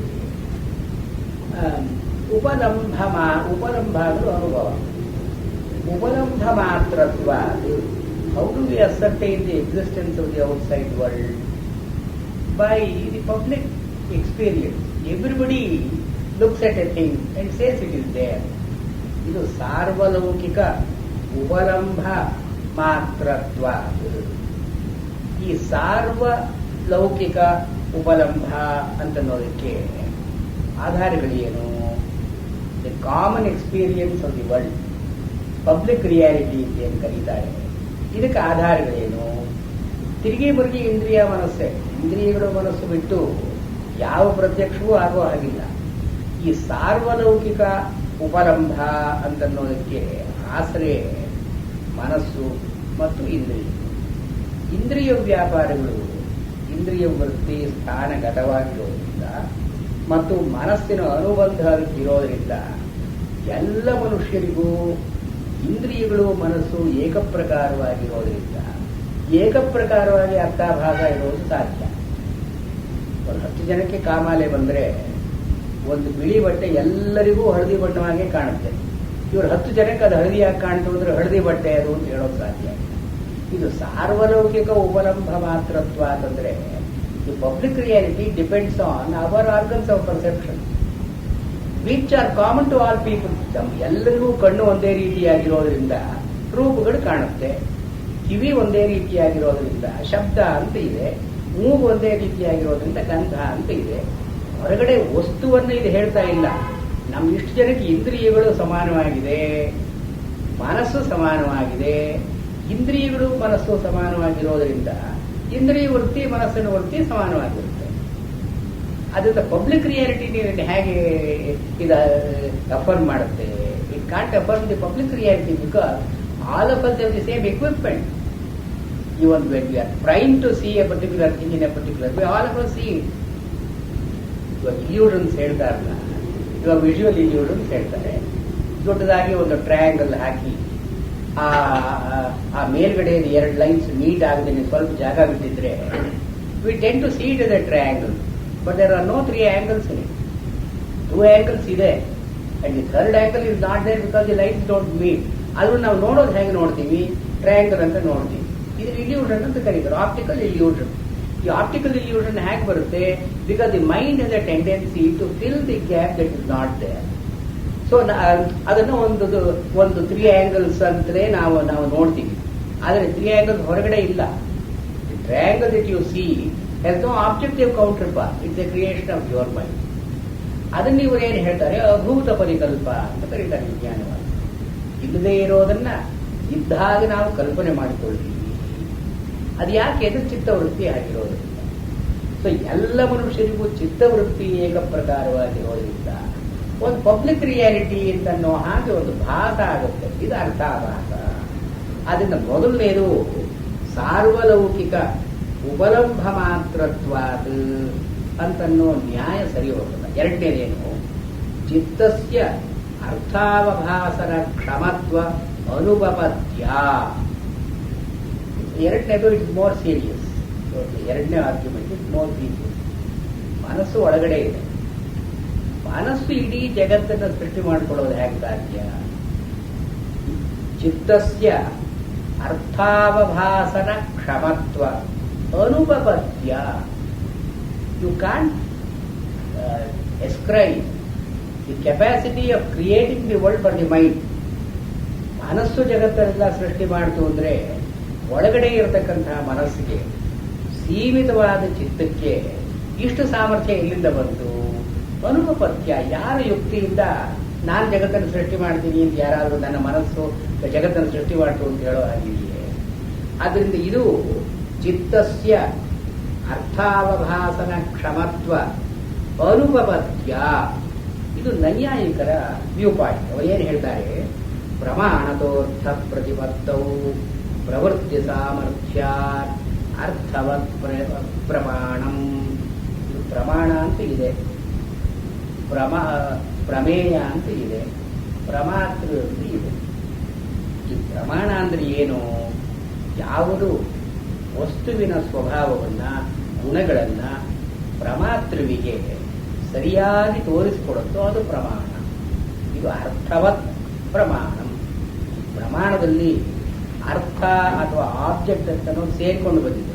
ನಾನು ನೋಡ್ತಾ ಇದ್ದೀನಿ ಅಂದ್ರೆ ಪ್ರತ್ಯಕ್ಷ ಪ್ರಮಾಣ. ಅದು ನೋಡೋದು ಒಂದು ಪ್ರಮಾಣ. ನಾನು ನೋಡ್ತಾ ಇರೋದು ದಿಟ ಅಂತ ಯಾಕೆ ಹೇಳಬೇಕು ಅಂದ್ರೆ, ನೋಡ್ತಾ ಇರೋದ್ರಲ್ಲಿ ವಸ್ತುವಿನ ಅಂಶ ಸೇರಿಕೊಂಡಿದೆ. ಇದು ಇದ್ದ ಹಾಗೆ ನಾವು ನೋಡ್ತಾ ಇದ್ದೀವಿ. ಇದು ಬಿಳಿದಾಗಿದ್ದಾಗ ನೋಡ್ತಾ ಇದ್ದೀವಿ, ಅಥವಾ ಇದಕ್ಕೊಂದು ಆಕಾರ ಇದ್ದಾಗ ನೋಡ್ತಾ ಇದ್ದೀವಿ. ಈ ಪ್ರತ್ಯಕ್ಷ ಪ್ರಮಾಣದಲ್ಲಿ ಅರ್ಥವತ್ ಅಂದ್ರೆ ಅರ್ಥ ಅದನ್ನು ಸೇರಿಕೊಂಡಿದೆ. ಎಲ್ಲೋ ಒಂದು ಬಾಯಲ್ ಕಡೆ ನೋಡಿ ಅಲ್ಲಿ ವಸ್ತು ಇದೆ ಅಂತ ಯಾರು ಹೇಳೋಲ್ಲ. ಒಂದು ವಸ್ತುವಿನ ಕಡೆ ನೋಡಿ, ಇದಕ್ಕೊಂದು ರೂಪ ಇದೆ, ಗುಣ ಇದೆ, ಗಂಧ ಇದೆ, ಸ್ಪರ್ಶ ಇತ್ಯಾದಿಯಾಗಿ ಹೇಳಬೇಕಾದ್ರೆ ಪ್ರಮಾಣದಲ್ಲೇ ಒಂದು ಅರ್ಥವತ್ವ ಅಂದ್ರೆ ಏನು, the capacity to contain the object, ಇದು ಪ್ರಮಾಣದಲ್ಲಿ ಇರಬೇಕು. ಈಗ ಪ್ರಮಾಣದಲ್ಲಿ ಇರದೇ ಇದ್ರೆ ಅದು ಪ್ರಮಾಣ ಆಗೋಲ್ಲ. ಅರ್ಥ ಪ್ರತಿಪತ್ತವು ಪ್ರವೃತ್ತಿ ಸಾಮರ್ಥ್ಯ. ಈ ಹೊರಗಡೆ ಇರುವ ವಸ್ತುವನ್ನ ಮನಸ್ಸಿನ ವಸ್ತುವಾಗಿ ಮಾರ್ಪಡಿಸೋದಕ್ಕೆ ಯಾವುದು ಸಮರ್ಥವಾಗಿದೆಯೋ ಅದನ್ನು ಪ್ರಮಾಣ ಅಂತ ಕರೀತೀವಿ. ನೈಯಾಯಿಕರು ಪ್ರಮಾಣ ಅಂದ್ರೆ ಏನು, it should be capable of transforming the external object into a mental image thereof. ಇದಾದರೂ ಪ್ರಮಾಣ, ಇದಾಗದೇ ಇದ್ರೆ ಪ್ರಮಾಣ ಅಲ್ಲ. ಇದು ಹೊರಗಡೆ ಇರತಕ್ಕಂತಹ ವಸ್ತು, ಒಳಗಡೆ ಇರತಕ್ಕಂತಹ ಮನಸ್ಸು, ಎರಡಕ್ಕೆ ಒಂದು ಸಂಬಂಧವನ್ನು ಕಲ್ಪಿಸಿ ಈ ವಸ್ತುವನ್ನು, ಈ ಮನಸ್ಸನ್ನು ಎದರ ಬದರ ನಿಲ್ಲೋ ಹಾಗೆ ಎನ್ಕೌಂಟರಬಿಲಿಟಿ ಇರ್ತಾರಲ್ಲ, ಇದು ಎನ್ಕೌಂಟರ್. ಈ ಪ್ರಮಾಣ ಇದನ್ನು ಮಾಡುತ್ತೆ. ಅದು ಪ್ರತ್ಯಕ್ಷವಾಗಲಿ, ಅನುಮಾನವಾಗಲಿ, ಅಥವಾ ಉಪಮಾನವಾಗಲಿ, ಶಬ್ದವಾಗಲಿ ಏನು ಮಾಡುತ್ತೆ, it will make the object, the mind encounter the object. ಇದು ಪ್ರಮಾಣ. ಇದು ಅರ್ಥ ಪ್ರತಿಪತ್ತವು ಪ್ರವೃತ್ತಿ ಸಾಮರ್ಥ್ಯ, ಅರ್ಥವತ್ ಪ್ರಮಾಣ. ಹೀಗಿರ್ತಕ್ಕದ್ದು ಪ್ರಮಾಣ. ಅದರ ಮನಸ್ಸಿಗೆ ಹೊರಗಡೆ ಒಂದು ವಸ್ತುವನ್ನು, ಇರದೇ ಇರೋ ವಸ್ತುವನ್ನ ಸೃಷ್ಟಿ ಮಾಡುವಂತಹ ಸಾಮರ್ಥ್ಯ ಇಲ್ಲ. ಹೊರಗಡೆ ವಸ್ತುವನ್ನು ಗ್ರಹಣ ಮಾಡುವಂತಹ ಸಾಮರ್ಥ್ಯ ಇದೆ. ಇದು ನೈಯಾಯಿಕರ view. How do we know that the world exist? Because the mind is geared up to perceive. ನಾವು ಅದನ್ನು ನೋಡ್ತೀವಿ, ಆದ್ರಿಂದ ನಿಜ. ಅದು to see is to believe ಅಂತೀವಲ್ಲ, ಅದು ಯದೃಶ್ಯಂ ತತ್ ಸತ್ಯಂ. ಯಾವುದು ಕಣ್ಣಿಗೆ ಕಾಣುತ್ತೋ ಅದು ನಿಜ. ಅದು ನಿಜ ಅಂತ ಅನ್ನೋದು ಹೇಗೆ? ಕಣ್ಣಿಗೆ ಕಾಣಿಸೋದ್ರಿಂದ. ಇದರಲ್ಲಿ ಒಂದು ಫ್ಯಾಲಸಿ ಇದೆ, ಒಂದು ಪಿಟಿಷಿಯೋ ಪ್ರಿನ್ಸಿಪಲ್ ಅಂತ, ಒಂದು ಲಾಜಿಕಲ್ ಫ್ಯಾಲಸಿ ಇದಿದೆ. ನಾನು ನೋಡ್ದಕ್ಕದ್ದು ನಿಜ. ಅದು ಹೇಗೆ ನಿಜ? ನಾನು ನೋಡೋದ್ರಿಂದ ನಿಜ. ನೋಡೋದ್ರಿಂದ ನಿಜ ಆದ್ಮೇಲೆ ನೋಡಿದ ನಿಜ ತಿರುಗಿ ಯಾಕೆ ಹೇಳ್ಬೇಕು ನೀನು? You are making the question. ಯಾವ್ದನ್ನ ಮೊದಲು ಪಾಸ್ಟುಲೇಟ್ ಆಗಿ ಒಪ್ಪಿಕೊಂಡಿದ್ದನ್ನ ತಿರುಗಿ ಅದನ್ನು ಸಂಶಯ ಮಾಡಿ ಅದನ್ನೇ ನಿರ್ಧಾರ ಮಾಡೋದು. ಅದಕ್ಕೆ ನಾನು ಹೇಳ್ತಾ ಇದ್ದೀನಿ ನಿಜ, ಅದು ಯಾಕೆ ನಿಜ ಅಂತ ನಾನು ಹೇಳ್ತಾ ಇದ್ದೀನಿ, ಆದ್ರಿಂದ ನಿಜ. ನಾನು ಪ್ರಮಾಣ ಪುರುಷ, ನಾನು ಹೇಳೋದ್ರಿಂದ ಇದು ಅರ್ಥಾಪತ್ತಿ. ಆದರೂ ನೈಯಾಯಿಕರು ಏನು ಹೇಳ್ತಾರೆ, ಈ ಮನಸ್ಸಿನ ಸಾಮರ್ಥ್ಯ ಏನು? ಇಂದ್ರಿಯ ಅಂತಾರಲ್ಲ, ಇಪ್ಸಿಟ್ ಎಕ್ಸಿಟ್ ಅಂದ್ರೆ ಫಾರ್ ದಿ ಸೇಮ್ ರೀಸನ್ ಅಂತ. ಇದು ಪಿಟಿಷಿಯೋ ಪ್ರಿನ್ಸಿಪಲ್, making the question what you have already assumed, you doubt and again confirm it. So where the doubt is unnecessary, redundant ಅದು. ಇಲ್ಲಿ ನೈಯಾಯಿಕರು ಏನ್ ಹೇಳ್ತಾ ಇದ್ದಾರೆ, ಈ ಚಿತ್ತ ಅಂತ ಅನ್ನೋದು ಮನಸ್ಸು, ಚಿತ್ತ ಅಂತ ಪದ ಉಪಯೋಗಿಸೋದು ಅವರು ಮನಸ್ಸು ಅಂತ ಉಪಯೋಗಿಸ್ತಾರೆ. ಮನಸ್ಸು ಒಂದು ಇಂದ್ರಿಯ. ಇಂದ್ರಿಯಗಳ ಸ್ವಭಾವ ಏನು? ಅರ್ಥಗ್ರಹಣತ್ವ. ಇರೋ ವಸ್ತುವನ್ನು ಗ್ರಹಣ ಮಾಡತಕ್ಕದ್ದು ಇಂದ್ರಿಯದ ಸ್ವಭಾವ, ಇಂದ್ರಿಯದ ಒಂದು ಧರ್ಮ. ಅರ್ಥಗ್ರಹಣತ್ವ. ಮನಸ್ಸು ಒಂದು ಇಂದ್ರಿಯವೇ. ಅದನ್ನ ಮನಸ್ಸಿನ ಸ್ವಭಾವ ಏನು? ಅರ್ಥಗ್ರಹಣತ್ವವೇ. ಆದರೆ ಇಂದ್ರಿಯಗಳಿಗಿರೋ ಸ್ಥಾನ ಅಂದ್ರೆ ಲೊಕೇಶನ್ ಮನಸ್ಸಿಗಿಲ್ಲ. ಪ್ರತಿಯೊಂದು ಇಂದ್ರಿಯಕ್ಕೂ ಒಂದು ಸ್ಥಾನ ಅಂತಿದೆ, ಒಂದು ವೃತ್ತಿ ಅಂತಿದೆ. ಮನಸ್ಸಿಗೆ ವೃತ್ತಿ ಇದೆ, ಸ್ಥಾನ ಇಲ್ಲ. ಮನಸ್ಸು ಎಲ್ಲಿದೆ ಅಂತ ಹೇಳೋ ಹಾಗಿಲ್ಲ. ಕಣ್ಣು ಇಲ್ಲಿದೆ ಅಂತ ತೋರಿಸ್ಬೋದು, ಕಿವಿ ಇಲ್ಲಿದೆ ಅಂತ ಹೇಳ್ಬೋದು. ಮನಸ್ಸು ಇಂದ್ರಿಯವಾದರೂ ಕೂಡ ಮನಸ್ಸು ಇಲ್ಲಿದೆ ಅಂತ ತೋರಿಸೋ ಹಾಗಿಲ್ಲ. ಆದ್ರೆ ಕಣ್ಣು ಏನು ಕೆಲಸ ಮಾಡುತ್ತೋ ಅದ್ರಲ್ಲಿ ಮನಸ್ಸು ಇದ್ರೆ ಕಣ್ಣು ಕೆಲಸ ಮಾಡೋದು. ಕಿವಿ ಕೆಲಸ ಮಾಡಬೇಕಾದ್ರೆ, ಕೇಳಬೇಕಾದ್ರೆ ಮನಸ್ಸಲ್ಲಿದ್ರೆ ಕೇಳೋದು. ಅದನ್ನ ಎಲ್ಲಾ ಇಂದ್ರಿಯಗಳ ವೃತ್ತಿಯು ಮನಸ್ಸಿನ ವೃತ್ತಿ. ಆದ್ರೆ ಮನಸ್ಸಿಗೆ ವೃತ್ತಿ ಇದೆ, ಸ್ಥಾನ ಇಲ್ಲ. ಆದ್ರಿಂದ ಇದನ್ನ ಸೆಮಿ ಇಂದ್ರಿಯ ಅಂತ ಕರೀತಾರೆ, ನೋ ಇಂದ್ರಿಯ ಅಂತ ಕರೀತಾರೆ. ನೋ ಅಂದ್ರೆ ಇಂಗ್ಲಿಷ್ ನೋ ಅಲ್ಲ, ಸಂಸ್ಕೃತದಲ್ಲಿ ನೋ ಇಂದ್ರಿಯ ಅಂದ್ರೆ ಸೆಮಿ ಇಂದ್ರಿಯ, ಅರ್ಧ ಇಂದ್ರಿಯ. ವೃತ್ತಿ ಇದೆ, ಸ್ಥಾನ ಇಲ್ಲ. ಇದು ಇಂದ್ರಿಯವೇ. ಆದ್ದರಿಂದ ಅಂತರಿಂದ್ರಿಯ, ಒಳಗಡೆ ಇಂದ್ರಿಯವಾದ್ದರಿಂದ ಅರ್ಥಗ್ರಹಣ ಅಂತನ್ನೋದೇ ಇದರ ಸ್ವಭಾವ. ಈ ಅರ್ಥಗ್ರಹಣವನ್ನು ಬಿಟ್ಟು ಇದಕ್ಕೆ ವೃತ್ತಿ ಅವರದು. It's A very valid stand point. ನಮ್ಮ ಮನಸ್ಸು ಇರೋದು ಯಾತಕ್ಕೆ? ಆ ಹೊರಗಡೆ ವಸ್ತುವನ್ನ ತಿಳ್ಕೊಳ್ಳೋದಕ್ಕಾಗಿ ಮನಸ್ಸಿರೋದು. ಆದ್ದರಿಂದ ಮನಸ್ಸಿನ ವೃತ್ತಿ ಮನಸ್ಸಿನ ಒಳಗಡೆಯಿಂದ ಶುರುವಾಗೋಲ್ಲ. ಅದು ಹೊರಗಡೆಯಿಂದ ಶುರುವಾಗುತ್ತೆ. ಅಂಡ್ ದಿ ಎಂಟೈರ್ ಗ್ರಾಹ್ಯ ಗ್ರಾಹಕ ಭೇದ ಅರೈಸಸ್ ಔಟ್ ಆಫ್ ದಿಸ್. ಮನಸ್ಸು ಗ್ರಾಹಕ, ಹೊರಗಡೆ ವಸ್ತು ಗ್ರಾಹ್ಯ. ಈ ಗ್ರಾಹ್ಯ ಗ್ರಾಹಕ ಅಂತ ನಾವು ಭೇದ ಇಲ್ಲದೆ ಒಂದು ಅನುಭವ ಆಗ್ತಿಲ್ಲ. ಎಲ್ಲ ಅನುಭವಕ್ಕೂ ಕೂಡ ಗ್ರಾಹ್ಯ ಗ್ರಾಹಕ ಭೇದ ಅಂತ ಇರಬೇಕು. ಈ ಗ್ರಾಹಕವಾದ ಮನಸ್ಸು ಗ್ರಾಹ್ಯವನ್ನ ಗ್ರಹಿಸೋದಲ್ಲದೇನೆ ಅದಕ್ಕೆ ಇನ್ನೂ ಒಂದು ವ್ಯಾಪಾರ ಏನಿದೆ, ತಾನು ಗ್ರಹಿಸಿದ್ದನ್ನ ತಿಳ್ಕೊಳ್ತಕ್ಕಂಥದ್ದು ಸ್ವಪರ ಸಂವೇದ ಶಾಲಿತ ಅಂತ ಕರೀತಾರೆ. ಮನಸ್ಸು ಈ ವಸ್ತುವನ್ನ ನೋಡೋದು ಮಾತ್ರ ಅಲ್ಲದೇನೆ ಇದು ನಾನು ತಿಳ್ಕೊಳ್ತಾ ಇದ್ದೀನಿ ಅಂತನ್ನೋ ಅನುಭವವನ್ನೂ ನಮಗೆ ಕೊಡೋದು. ವಸ್ತುವನ್ನು ತಿಳ್ಕೊಳ್ಳೋದ್ರ ಜೊತೆಗೆ ವಸ್ತುವನ್ನು ತಿಳ್ಕೊಳ್ತಾ ಇದ್ದೀನಿ ಅಂತ ನಾವು ಪರಾಮರ್ಶ, ಅಂದರೆ retrospective experience that you are knowing a particular object, you are cognising a ಇದು ಮನಸ್ಸಿಗೆ ಸ್ವಪರ ಸ್ವ ತನ್ನನ್ನೂ ತಿಳ್ಕೊಳ್ಳುತ್ತೆ, ಬೇರೆಯನ್ನೂ ತಿಳ್ಕೊಳ್ಳುತ್ತೆ. ಯಥಾ ದೀಪ ತನ್ನನ್ನೂ ಬೆಳಗಿಸ್ಕೊಳ್ಳುತ್ತೆ, ಬೇರೆ ವಸ್ತುವನ್ನೂ ಬೆಳಗಿಸುತ್ತೆ. ಅದು ದೀಪ ಬೇರೆಯದನ್ನು ಮಾತ್ರ ಬೆಳಗಿಸುತ್ತೆ, ತನ್ನನ್ನು ಬೆಳಗಿಸಲ್ಲ ಅಂತನೋ ಹಾಗಿಲ್ಲ. ಬೇರೆಯ ವಸ್ತುವನ್ನೂ ಕಾಣೋ ಹಾಗೆ ಮಾಡಿ ದೀಪ ತನ್ನನ್ನೂ ಕಾಣೋ ಹಾಗೆ ಮಾಡಿಕೊಳ್ಳುತ್ತೆ. ಇದು ಸ್ವಪರ ಮನಸ್ಸು ಹೀಗಿದೆ. ಇಂದ್ರಿಯಗಳಿಗಾದ್ರೆ ಈ ಒಂದು ಸಾಮರ್ಥ್ಯ ಇಲ್ಲ, ಮನಸ್ಸಿಗೆ ಈ ಸಾಮರ್ಥ್ಯ ಒಂದು ಇದೆ. ಈ ಸಾಮರ್ಥ್ಯ ಹೇಗಿದೆ ಅಂದ್ರೆ ಸ್ಥಾನಾಭಾವ. ಈ ಸ್ಥಾನ ಇಲ್ಲದೆ ಇರೋದ್ರಿಂದ ರಿಸ್ಟ್ರೈಂಟ್ ಇಲ್ಲ. ಒಂದೊಂದು ಇಂದ್ರಿಯಕ್ಕೂ ಕೂಡ ಸ್ಥಾನಕ್ಕೆ ಸೀಮಿತವಾದಂತಹ ವೃತ್ತಿ ಇರೋದ್ರಿಂದ ಕಣ್ಣು ಕೇಳಲಾರದು, ಕಿವಿ ನೋಡ್ಲಾರದು, ಅದು ಒಂದೊಂದು ಸ್ಥಾನಕ್ಕೆ ವಿಚಾರ ಅಂತ ಹೇಳಿದ್ರೆ ಅಂದ್ರೆ ಏನಾಯ್ತು, ಗ್ರಾಹ್ಯವನ್ನ ಅವಲಂಬಿಸಿ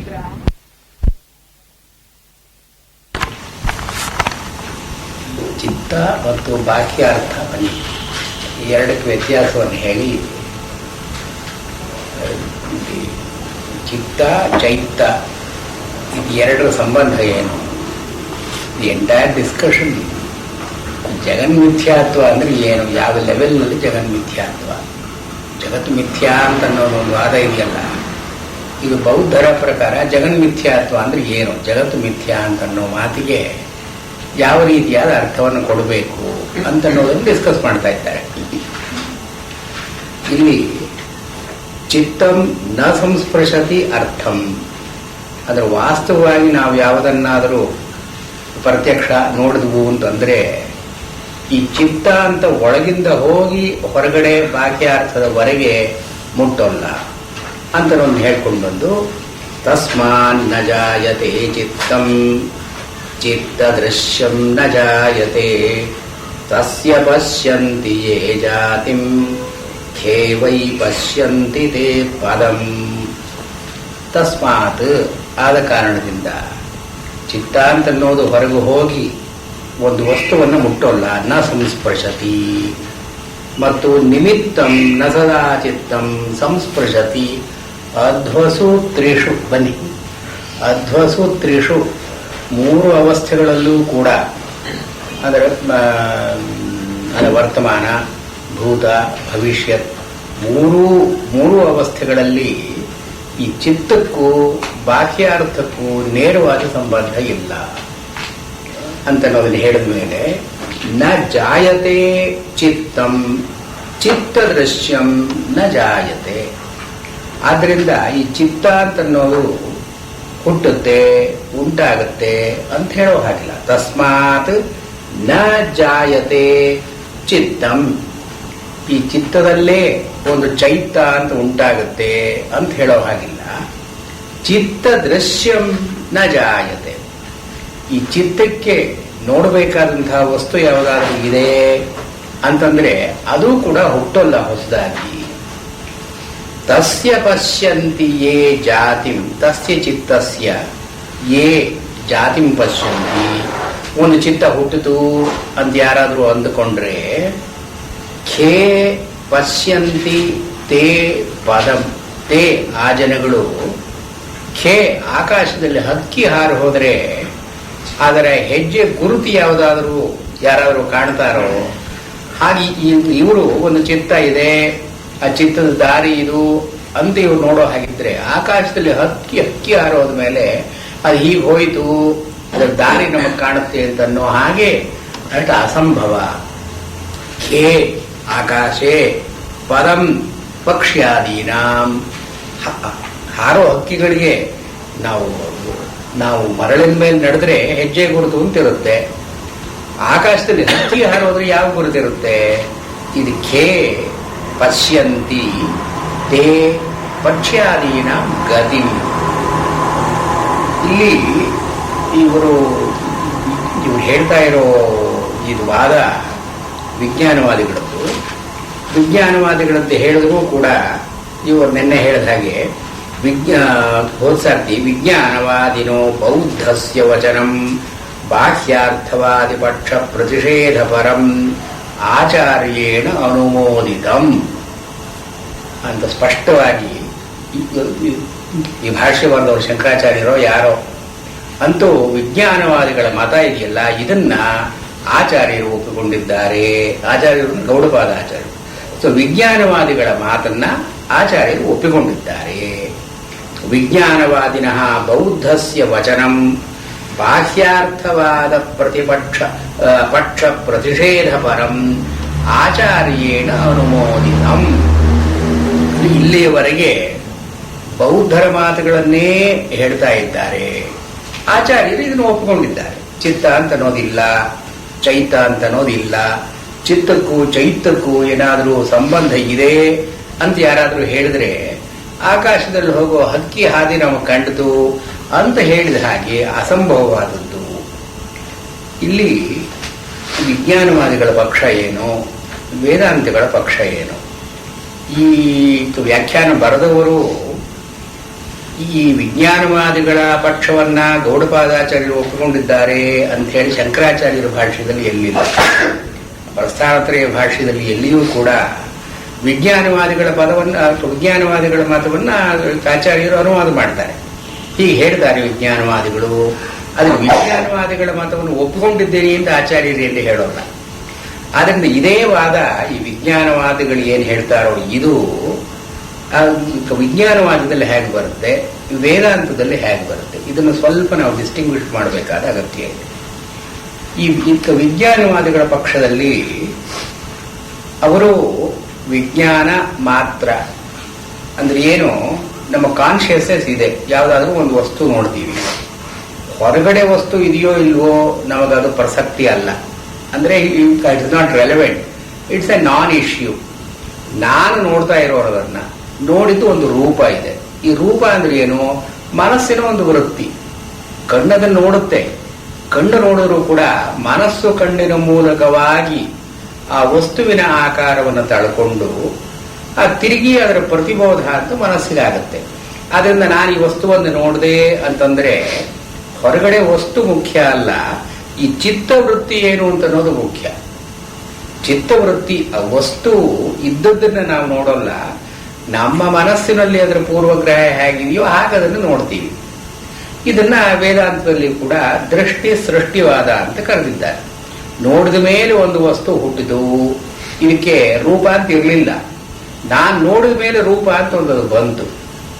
ನಾನು ನೋಡದೇ ಇದ್ರೆ ಇದಕ್ಕೆ ರೂಪ ಅಂತ ಇರುತ್ತೋ ಇಲ್ವೋ ಗೊತ್ತಿಲ್ಲ. ಯಾಕಂದ್ರೆ ರೂಪ ಅಂತ ಅನ್ನೋದು ಕಣ್ಣಿನ ಅಧೀನವಾದದ್ದು. ಕಣ್ಣಿದ್ರೆ ರೂಪ ಅಂತ ಇರುತ್ತೆ, ಕಣ್ಣಿರದೇ ಇದ್ರೆ ರೂಪ ಅಂತಿಲ್ಲ. ವಸ್ತುವಿಗೆ ರೂಪ ಇದೆಯೋ ಅದು ನಮಗೆ ಗೊತ್ತಿಲ್ಲ. ವಸ್ತುವಿಗೆ ರೂಪ ಇದೆ ಅಂತನ್ನೋದು ಕಣ್ಣಿಗೆ ಸಾಪೇಕ್ಷವಾಗಿ ಪರತಂತ್ರವಾಗಿ ಇರತಕ್ಕಂತಹ ಒಂದು ವೃತ್ತಿ. ಇದನ್ನ ಏನ್ ಕರೀತಾರೆ, ಚೈತ್ತ ಅಂತ ಕರೀತಾರೆ. ಚಿತ್ತಕ್ಕೆ ಸಂಬಂಧಿಸಿದಂಥ ಒಂದು ಆಕಾರ. So that the mental image and A physical image. ಈ ಫಿಸಿಕಲ್ ಇಮೇಜ್ ಅನ್ನ ಬಾಹ್ಯ ಅರ್ಥ ಅಂತ ಕರೆದಿದ್ದಾರೆ. ಹೊರಗಡೆ ಅಂದ್ರೆ ಏನು, ಹೊರಗಡೆ ಅಂದ್ರೆ ಸಾರ್ವಜನೀನ ಪ್ರತೀತಿ, ಎಲ್ಲರ ಕಣ್ಣಿಗೆ ಕಾಣುವಂತಹದ್ದು ಬಾಹ್ಯ ಅರ್ಥ. ಅರ್ಥ ಅಂದ್ರೆ ಆಬ್ಜೆಕ್ಟ್ ಅಂತ, ಬಾಹ್ಯ ಹೊರಗಡೆ. ಬಾಹ್ಯ ಅರ್ಥ ಅಂದ್ರೆ ಏನು, ಇವನ ದೇಹದಿಂದ ಇಂದ್ರಿಯಗಳಿಂದ ಮನಸ್ಸಿನಿಂದ ಹೊರಗೆ ಏನಿದೆಯೋ ಅಂದ್ರೆ ಏನು, ಯಾರ ಮನಸ್ಸಿಗೂ ಅಧೀನವಾದದ್ದಲ್ಲ. ಇದು ವಸ್ತು ಹೊರಗಡೆ ಇದೆ, ಇರೋದ್ರಿಂದ 10 ಜನ ನೋಡ್ತಾರೆ ಅದನ್ನ. ಇದು ನನ್ನಿಂದ ಆದದ್ದಲ್ಲ, 10 ಜನ ನೋಡ್ತಕ್ಕ, ಇದು ಬಾಹ್ಯ ಅರ್ಥ ಅಂತ ಹೇಳಿದ್ರು. ವಿಜ್ಞಾನವಾದಿಗಳೇನು ಹೇಳ್ತಾರೆ, ಈ ಬಾಹ್ಯಾರ್ಥ ಅಂತ ಅನ್ನೋದು ವಾಸ್ತವವಾಗಿ ಇಲ್ಲ. ಚಿತ್ತವೃತ್ತಿಗಳೇ ಅಂದ್ರೆ ಏನೋ ಪ್ರೈವೇಟ್ ರಿಯಾಲಿಟಿ. ಇದರ ಮನಸ್ಸಿನಲ್ಲಿ ಇದರ ವೃತ್ತಿಯಿಂದ ಯಾವ ಆಕಾರ ಬರುತ್ತೋ ವಸ್ತು ಆಗಿದೆ, ಹೊರಗಡೆ ವಸ್ತು ಅಂತ ಇಲ್ಲ. ಅದು ಇಡೀ ಜಗತ್ತು ನಮ್ಮ ಒಳಗಡೆ ಮನಸ್ಸಿನಲ್ಲಿ ಇರತಕ್ಕಂತಹ ವೃತ್ತಿಗಳೇ. ಈ ವಿಜ್ಞಾನವಾದದ ಪೊಸಿಷನ್ನೇ ಆ ದಕ್ಷಿಣಾಮೂರ್ತಿ ಸ್ತೋತ್ರದಲ್ಲಿ ಮೊದಲನೇ ಬರೋ ಶ್ಲೋಕ. ದಕ್ಷಿಣಾಮೂರ್ತಿ ಶ್ಲೋಕ ಇದು ಶಂಕರಾಚಾರ್ಯರ ಅಭಿಪ್ರಾಯಕ್ಕೆ ಸರಿಯಾದದ್ದಲ್ಲ. ವಿಶ್ವಂ ದರ್ಪಣ ದೃಶ್ಯಮಾನ ನಗರೀ ತುಲ್ಯಂ ನಿಜಾಂತರ್ಗತಂ. ಇದು ವಿಜ್ಞಾನವಾದಿ ಬೌದ್ಧರದ್ದೇ ಪೊಸಿಷನ್ ಇದು.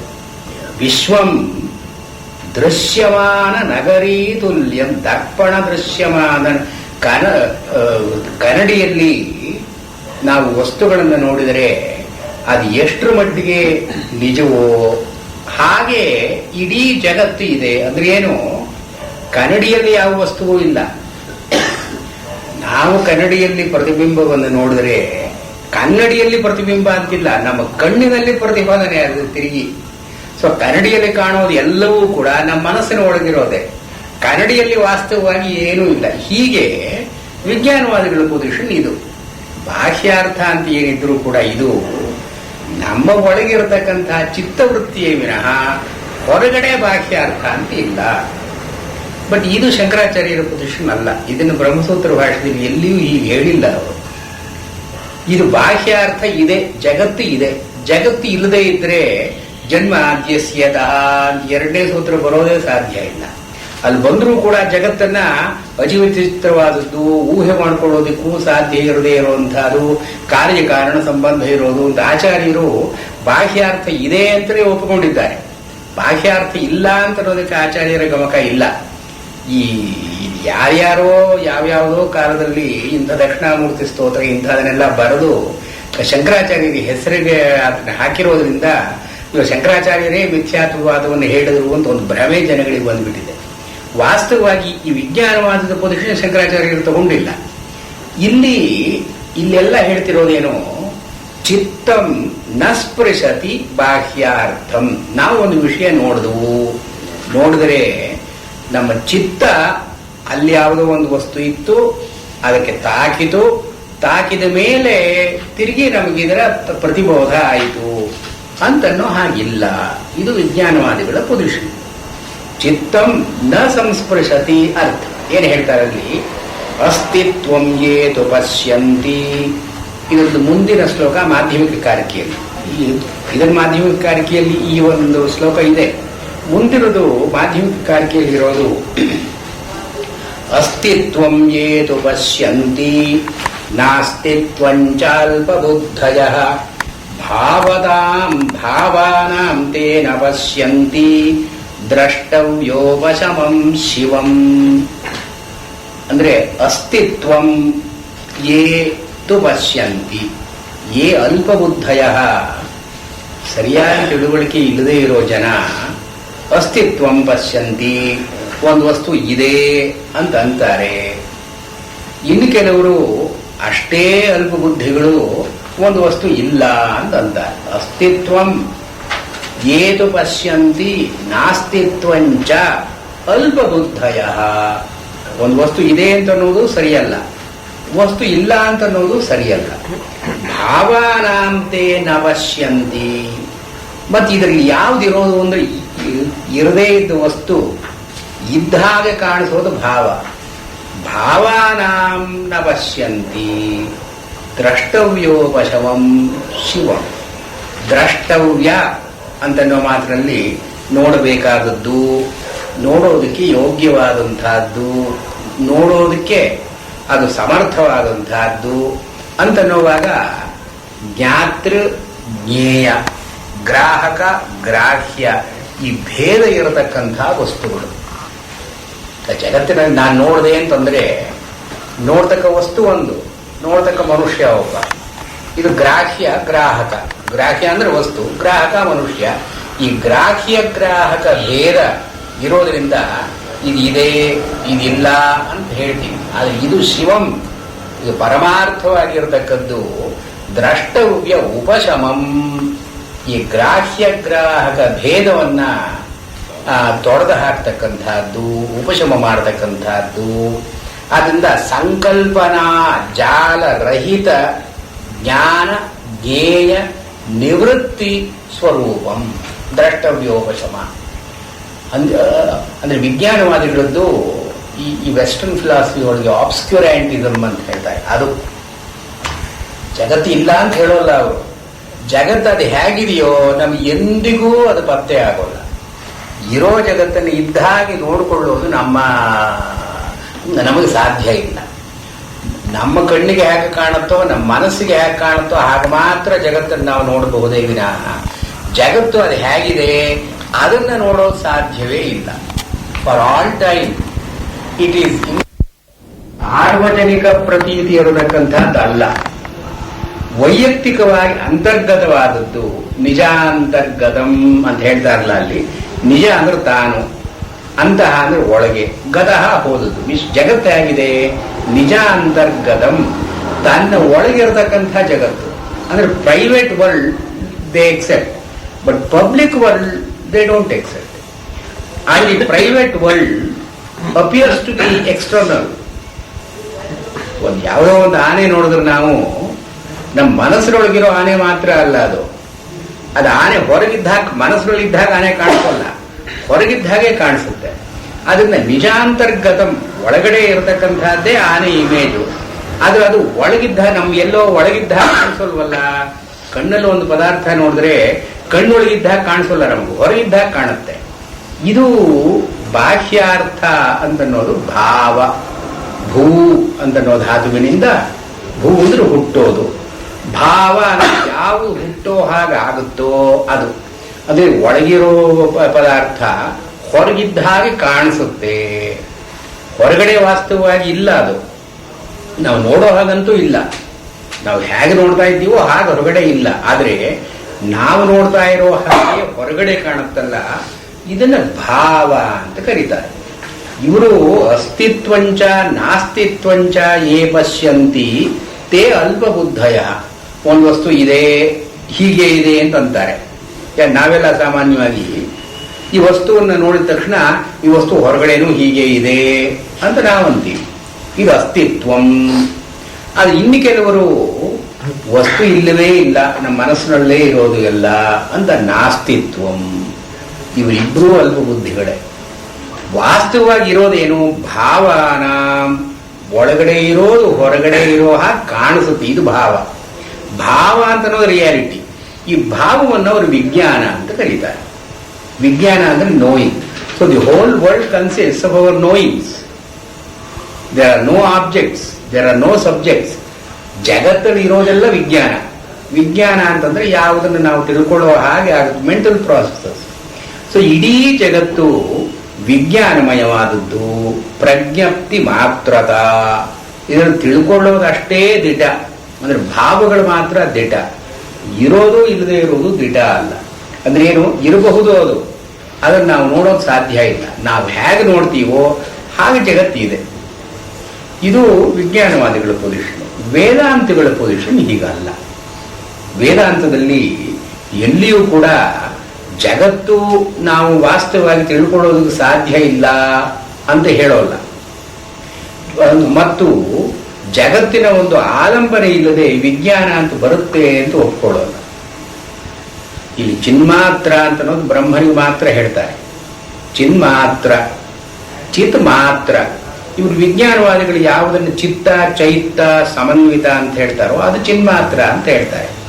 ಇಲ್ಲಿ ತಸ್ಮಾನ್ ನ ಜಾಯತೆ ಚಿತ್ತಂ, ಚಿತ್ತ ಅಂತನ್ನೋದು ನ ಜಾಯತೆ ಅಂದ್ರೆ ಭಾವರೂಪವಾಗಿ ಹುಟ್ಟಲ್ಲ. ಮತ್ತು ಚಿತ್ತ ದೃಶ್ಯಂ ನ ಜಾಯತೆ, ಚಿತ್ತಕ್ಕೆ ಒಂದು counter part, objective counter part, ಇದು ಕೂಡ ಹುಟ್ಟೋಲ್ಲ. ಚಿತ್ತಂ ನ ಜಾಯತೆ ಅಂತನ್ನೋದು ವಿಜ್ಞಾನವಾದಿಗಳ ಪೊಸಿಷನ್. ಈ ಚಿತ್ತ ಅಂತನ್ನೋದು ಯಾವಾಗಲೂ ಇರತಕ್ಕದ್ದೇ. ಒಂದು ವಸ್ತುವನ್ನು ನೋಡಿದ ಮೇಲೆ ವಸ್ತುವಿನಿಂದ ಹುಟ್ಟತಕ್ಕದ್ದಲ್ಲ. ವೇದಾಂತಗಳ ಪೊಸಿಷನ್ ವಸ್ತುವಿನಿಂದ ಹುಟ್ಟುತ್ತೆ ಅಂತಲೇ. ಇದು ವ್ಯವಹಾರೇ ಭಾಟ್ಟನಯ. ವೇದಾಂತದಲ್ಲಿ ಎಲ್ಲ ಆಚಾರ್ಯರು ಕೂಡ ಕೆಲವು ಪೂರ್ವ ದರ್ಶನಗಳನ್ನ ತಗೊಂಡಿರೋದಿದೆ. ಈ ವ್ಯವಹಾರದಲ್ಲಿ ಹೇಗೆ, ವೇದಾಂತಗಳ ವ್ಯವಹಾರದಲ್ಲಿ ಹೇಗೆ, ವ್ಯವಹಾರೇ ಭಾಟ್ಟನಯ. ಭಾಟ್ಟ ಅಂದರೆ ಕುಮಾರಲ ಭಟ್ರು ಯಾವ ಒಂದು ಪ್ರಣಾಳಿಕೆಯನ್ನು ಹೇಳಿದ್ರು ಇದನ್ನ ವೇದಾಂತಗಳು ಒಪ್ಕೊಳ್ತಾರೆ. ಅದರಿಂದ ವೇದಾಂತದಲ್ಲಿ ಭಾಟ್ಟನಯ ಅಂತ ಒಂದಿದೆ. ನಯ ಅಂತಂದ್ರೆ ಮೆಥಡಾಲಜಿ, ಭಾಟ್ಟ ಅಂದ್ರೆ ಕುಮಾರಲ ಭಟ್ಟರಿಗೆ ಸಂಬಂಧ, ಪೂರ್ವ ಮೀಮಾಂಸಾಕಾರರು ಕುಮಾರಲ ಭಟ್ಟರಿಗೆ ಸಂಬಂಧಪಟ್ಟಿದ್ದು ಮೆಥಡಾಲಜಿ ವೇದಾಂತದಲ್ಲಿ ನಾವು ಒಪ್ಕೊಳ್ತೀವಿ. ವೇದಾಂತೆ ಭಾಟ್ಟನಯ ಅಂತ ಒಂದು ಪ್ರತೀತಿ ಇದೆ. ಈ ಕುಮಾರಲ ಭಟ್ರು ಏನೇನು ಒಪ್ಪಿಕೊಂಡ್ರು, ಹೊರಗಡೆ ಜಗತ್ತು ಇದೆ, ಆದರೆ ಈ ಜಗತ್ತಿಗೆ ಒಂದು ಸೃಷ್ಟಿ ಅಂತ ಇಲ್ಲ, ಯಾವಾಗಲೂ ಜಗತ್ತು ಉಂಟಾಯಿತು ಅಂತೂ ಇಲ್ಲ. ಈ ಸಂಸಾರ ಅಂತ ನಾವು ಏನು ಕರಿತೀವಿ ಇದು ಅನಾದಿಯಾದದ್ದು. ಇದು ಯಾವ ಕಾಲದಲ್ಲಿ ಬಂತೋ ಇದು ಅನಾದಿ ಅಂತ ನಾವು ಅದಕ್ಕೆ ಎರಡು ವಿವರಣೆ ಕೊಡ್ತಾರೆ. ಇವರು ಮೀಮಾಂಸದಲ್ಲಿ ಜೈಮಿನಿಗಳು ಒಂದು ಸೂತ್ರ ಹೇಳಿದ್ದಾರೆ. ನ ಕದಾಚಿತ್ ಅನಿದೃಶಂ ಜಗತ್ ಅಂತ ಒಂದು ಸೂತ್ರ, ಜೈಮಿನಿಗಳ ಸೂತ್ರ. ನ ಕದಾಚಿತ್ ಅನಿದೃಶಂ ಜಗತ್. ಈ ಜಗತ್ತು ಈಗ ನಮಗೆ ಹೇಗೆ ಕಾಣುತ್ತೋ ಹಾಗಲ್ಲದೆ ಬೇರೆ ರೀತಿಯಾಗಿ ಯಾವತ್ತೂ ಇರಲಿಲ್ಲ. ಅಂದ್ರೆ ಇವಾಗೇನೋ ತುಂಬಾ ಕಷ್ಟ ಆಗ್ತಾ ಇದೆ ಅಂತಂದ್ರೆ ಎಲ್ಲಾ ಕಾಲದಲ್ಲೂ ಕಷ್ಟ ಇದ್ದೇ ಇತ್ತು. ಈ ಕಷ್ಟ ಇಲ್ಲದೆ ಇರುವಂತಹ ಕಾಲ ಅಂತ ಒಂದೂ ಇರಲಿಲ್ಲ. ನಾವು ಇವಾಗ ಜಗತ್ತನ್ನು ಹೇಗೆ ನೋಡ್ತೀವೋ ಎಲ್ಲಾ ಕಾಲದಲ್ಲೂ ಹೀಗೆ ಇತ್ತು. ಅಂದ್ರೆ ಏನು, they don't believe that the world has deteriorated. ಕಲಿಯುಗ ಅಂತ ಬಂತು, ಕಾಲ ಕೆಟ್ಟು ಹೋಯ್ತು ಅಂತ ಬಂತು, ಮೀಮಾಂಸಕರು ಒಪ್ಪಲ್ಲ. ಎಲ್ಲಾ ಕಾಲದಲ್ಲೂ ಹೀಗೆ ಇತ್ತು. ಮಹಾಭಾರತದ ಕಾಲದಲ್ಲೂ ಹೀಗೆ ಇತ್ತು. ಇವಾಗ ನಮ್ಮ ಪಾಲಿಟಿಕ್ಸ್ ಏನಿದೆಯೋ ಮಹಾಭಾರತದಲ್ಲೂ ಇದೇ ಇತ್ತು. ನ ಕದಾಚಿತ್ ಅನಿದೃಶಂ ಜಗತ್ ಅಂತ ಒಂದು ಸೂತ್ರ. ಅವರು ಕದಾಚಿತ್ ಯಾವಾಗಲಾದ್ರಿ ಈ ಜಗತ್ತು ಅನಿದೃಶಂ ಈ ರೀತಿಯಾಗಿ ಇಲ್ಲ ಅಂತ ಅನ್ನೋ ಕಾಲ ಒಂದು ಇಲ್ಲ. ಅಂದ್ರೆ ಏನು, ಈ ಜಗತ್ತು ಯಾವುದೋ ಕಾಲದಲ್ಲಿ ಸುವರ್ಣ ಯುಗ ಇತ್ತು, ಅದರಿಂದ ಗ್ರಾಜುಯಲ್ ಆಗಿ ಕಡಿಮೆ ಆಗ್ತಾ ಬಂತು ಅಂತ ಹೇಳೋದಾಗಲಿ, ಅಥವಾ ಒಂದು ಅಣು ಇತ್ತು, ಅಣುಗಳಿಂದ ದ್ವಿಯಣು ಆಯಿತು, ತ್ರಿಯಣು ಆಯಿತು, ಹೀಗೆ ಜಗತ್ ಇವಾಗ ಕ್ರಿಯೇಷನ್ ಎವಲ್ಯೂಷನ್ ಅಂತ ನಾವು ಏನೇನು ಹೇಳ್ತೀವಿ ಮೀಮಾಂಸಕರು ಒಪ್ಪಲ್ಲ. ಇದು ಈ ಜಗತ್ತು ಯಾವಾಗಲೂ ಹೀಗೆ ಇತ್ತು. ಅಂದ್ರೆ ಏನು, ಮನುಷ್ಯ ಯಾವಾಗ ಈ ಜಗತ್ತನ್ನು ನೋಡೋದಕ್ಕೆ ಆರಂಭ ಮಾಡಿದ್ನೋ ಆ ಕಾಲದಿಂದ ಜಗತ್ತು ಹೀಗೆ ಇದೆ. ಅಂದ್ರೆ ಏನು, ಜಗತ್ತಿಗೆ ಅನಾದಿ ಅಂತ ಕುಮಾರಲ ಭಟ್ರು ಶ್ಲೋಕವಾರ್ತಿಕದಲ್ಲಿ ಅನಾದಿಮದ್, ಈ ಜಗತ್ತಿಗೆ ಆದಿ ಅಂತ ಒಂದಿಲ್ಲ. ಯಾವುದೋ ಕಾಲದಲ್ಲಿ ಉಪನಿಷತ್ನಲ್ಲಿ ಜಗತ್ತು ಉಂಟಾಗ್ಲಿ, God said let there be light and there was light ಅಂತ ಕ್ರಿಶ್ಚಿಯನ್ ಇವರು ಹೇಳ್ತಾರಲ್ಲ, ನಮ್ಮ ಹಾಗೆ ಒಪ್ಪಲ್ಲ. ಯಾವುದೋ ಕಾಲದಲ್ಲಿ ದೇವರು ಜಗತ್ತು ಹುಟ್ಲಿ ಅಂತ ಒಂದು ಸಂಕಲ್ಪ ಮಾಡಿದ ಜಗತ್ತು ಬಂತು ಅಂತ ಹೇಳೋಲ್ಲ. ಇದು ಅನಾದಿ ಅಂತ ಅನ್ನೋ ಮಾತಿಗೆ ಏನರ್ಥ, ಎರಡು ಅರ್ಥಗಳನ್ನು ಹೇಳ್ತಾರೆ. ಅಜ್ಞಾತ ಆದಿ, ಯಾವಾಗ ಆರಂಭ ಆಯಿತು ಹೇಳೋದು ನಮ್ಮ ಬುದ್ಧಿಶಕ್ತಿಗೆ ಸೇರಿದ್ದಲ್ಲ. ಯಾವಾಗ ಆರಂಭ ಆಯಿತು, ಅಜ್ಞಾತ ಆದಿ. ಅವರು ಇದನ್ನೇನೆ ಇವಾಗ ಹಿಮಾಲಯ ಬೆಟ್ಟ ಇದೆ, ಹಿಮಾಲಯ ಬೆಟ್ಟಕ್ಕೆ ಕರ್ತೃ ಅಂತ ಒಬ್ಬ ಇಲ್ಲ. ಅಂದ್ರೆ ಯಾರು ಕರ್ತೃ ನಮಗೆ ಗೊತ್ತಿಲ್ಲ. ನಮ್ಗೆ ಯಾವ ಇತಿಹಾಸದಲ್ಲಾಗ್ಲಿ, ಪುರಾಣದಲ್ಲಾಗ್ಲಿ, ಅಥವಾ ಆಖ್ಯಾಯಿಕೆಯಲ್ಲಾಗ್ಲಿ ಹಿಮಾಲಯ ನಿಂತವನು ಮಾಡ್ದ ಅಂತ ಇಲ್ಲ. ಅದರಿಂದ ಅನಾದಿ ಅಂದ್ಬಿಟ್ರು. ಅನಾದಿ ಅಂದ್ರೆ ಅಜ್ಞಾತ ಆದಿ. ಇನ್ನು ಎರಡನೇ ಅರ್ಥ ಕೊಡೋದು ಅವರು ಕುಮಾರಲ ಭಟ್ರು, ಅನಾದಿ ಅಂತ ಅನ್ನೋ ಮಾತಿಗೆ ಅಪ್ರತೀತ ಆದಿ. ನಾವು ಯಾವುದೋ ಒಂದು ಕುಂಬಾರ ಒಂದು ಮಡಕೆ ಮಾಡ್ತಾನೆ, ಮಡಕೆಗೊಂದು ಆದಿ ಅಂತ ಇದೆ.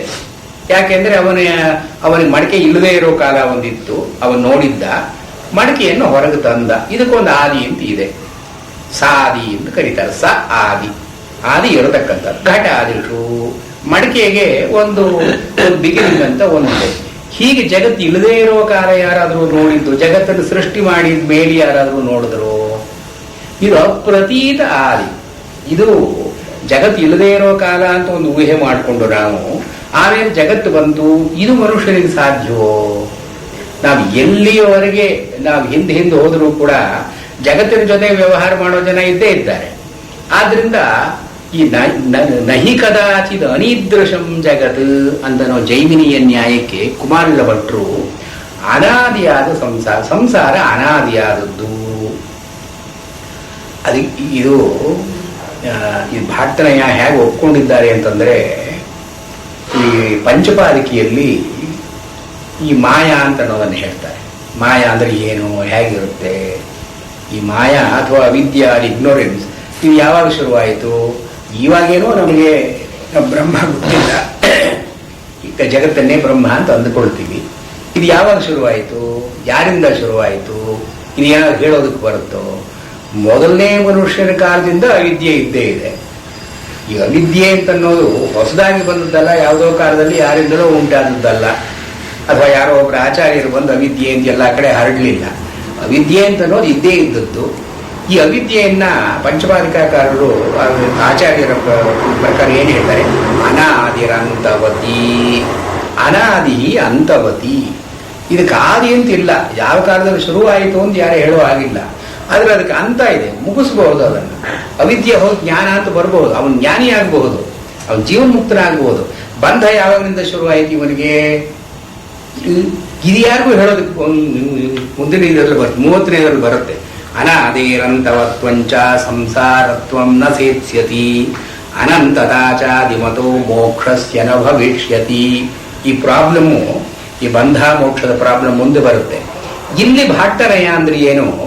ಸಂಸಾರವನ್ನ ಅನಾದಿ, ಜಗತ್ತನ್ನ ಅನಾದಿ ಅಂತ ವೇದಾಂತಿಗಳು ಒಪ್ಕೊಳ್ತಾರೆ. ಸಂಸಾರ ಅಥವಾ ಜಗತ್ತು ಅಂತ ಅನ್ನೋದರಲ್ಲಿ ಯಾವುದಕ್ಕೆ ಆದಿ ಇದೆ ಅಂದ್ರೆ, ಹೊರಗಡೆ ಬಾಹ್ಯಾರ್ಥವಾದ ಪ್ರಪಂಚ ಇದೆಯಲ್ಲ, ಇದು ಅನಾದಿ.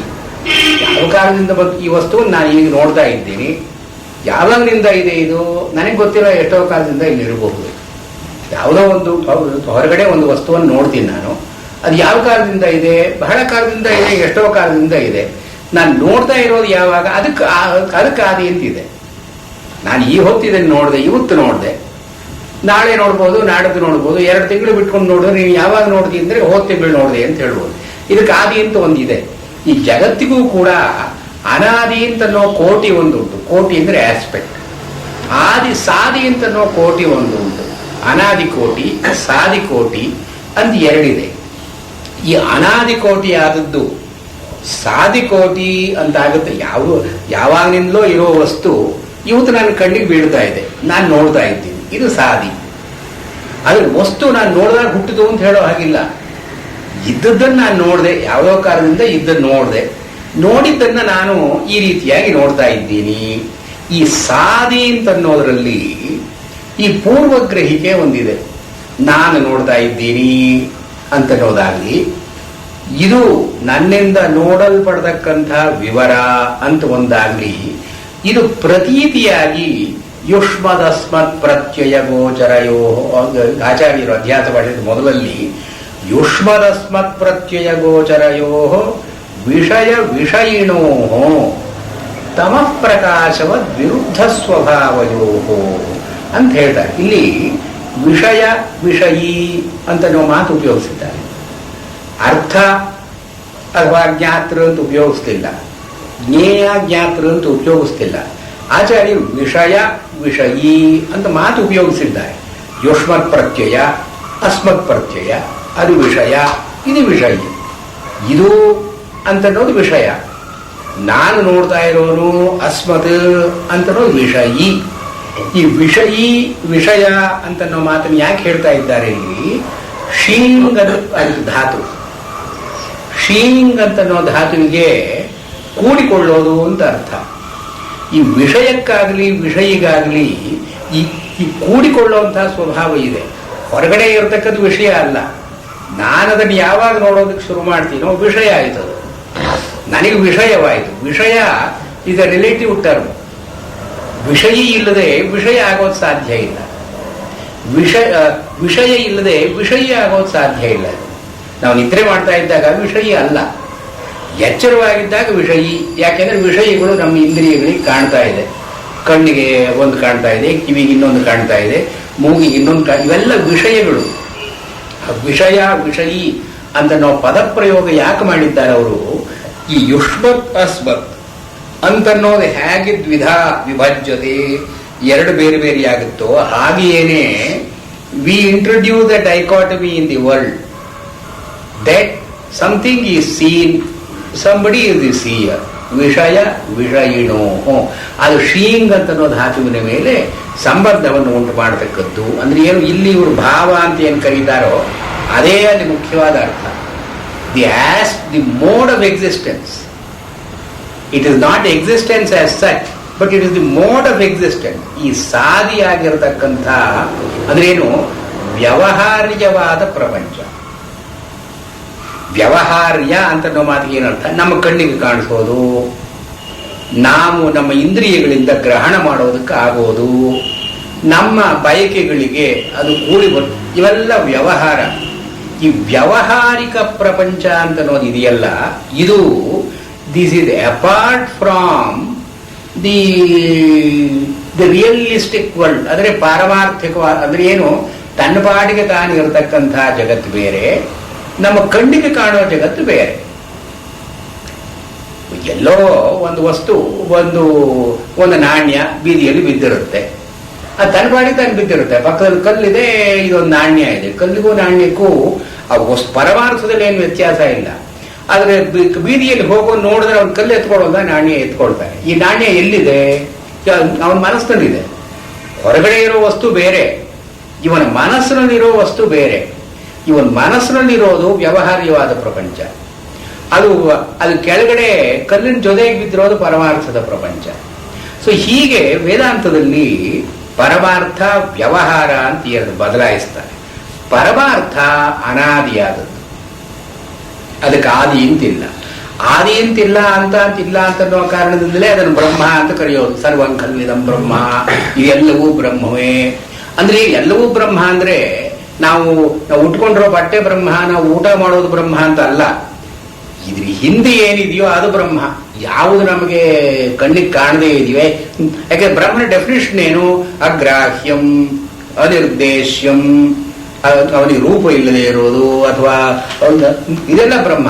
ಸರ್ವಂ ಖಲ್ವಿ ಜಗತ್ತು ಬ್ರಹ್ಮ ಅಂತಂದ್ರೆ ನಾವು ನೋಡೋ ವ್ಯವಹಾರದ ಜಗತ್ತು ಬ್ರಹ್ಮ ಅಲ್ಲ. ವ್ಯವಹಾರದ ಜಗತ್ತಿಗೆ ಆಲಂಬನೆಯಾಗಿ ಯಾವುದಿದೆಯೋ ಅದು ಬ್ರಹ್ಮ. ರಜ್ಜು ಸರ್ಪ ನ್ಯಾಯ ಅದಕ್ಕೆ ಅವರು ಹೇಳೋದು. ಇವಾಗ ಹಗ್ಗ ಅಂತಿದೆ, ಹಗ್ಗ ಬಂದೇ ನಿಮ್ಮನ್ನು ಕಚ್ಚೋಲ್ಲ. ಅದನ್ನ ಹಾವು ಅಂತ ನೀವು ಅಂದುಕೊಂಡಾಗ ನಿಮ್ಗೆ ಹೆದರಿಕೆ ಆಗುತ್ತಲ್ಲ, ಅದು ವ್ಯವಹಾರ ಪ್ರಪಂಚ. ಅದು ಹಗ್ಗವಾಗಿಯೇ ಇರೋದು ಪರಮಾರ್ಥ ಪ್ರಪಂಚ. ಹಗ್ಗ ತನ್ನ ಪಾಡಿ ತಾನಿರುತ್ತೆ.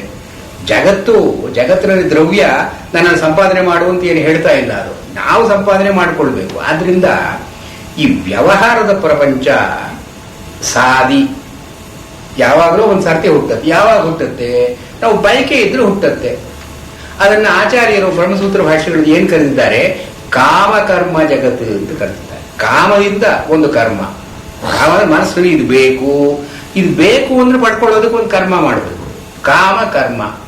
ಈ ಕಾಮಕರ್ಮ ಹೇತು ಫಲ ಇತ್ಯಾದಿಯಾಗಿ ಇಂಥ ವ್ಯವಹಾರದ ಜಗತ್ತು ಸಾದಿ. ಅದಕ್ಕೊಂದು ಆದಿ ಇದೆ. ಯಾವ್ದು ಆದಿ? ನಮ್ಮ ಸಂಕಲ್ಪವೇ ಆದಿ. ನಮಗಿದು ಏನು ಬೇಡ ಅಂತಂದ್ರೆ, ಮನಸ್ಸಲ್ಲಿ ಬೇಡ ಅಂದ್ರೆ ಇದ್ರೂ ಅದು ಇಲ್ಲದೆ ಇದ್ದ ಹಾಗೇನೆ. ಅವನು ಜೀವನ್ ಮುಕ್ತನಾದವನಿಗೆ, ವಿರಕ್ತನಾದವನಿಗೆ ಇದೆಲ್ಲ ಇದ್ರೂ ಒಂದೇ, ಇಲ್ಲದೆ ಇದ್ರು ಒಂದೇ, ಅವನ ಪಾಡಿಗೆ ಅದು ಬೇರೆನೆ. ಇಲ್ಲಿ ವೇದಾಂತದಲ್ಲಿ ಏನು ಹೇಳ್ತಾರೆ?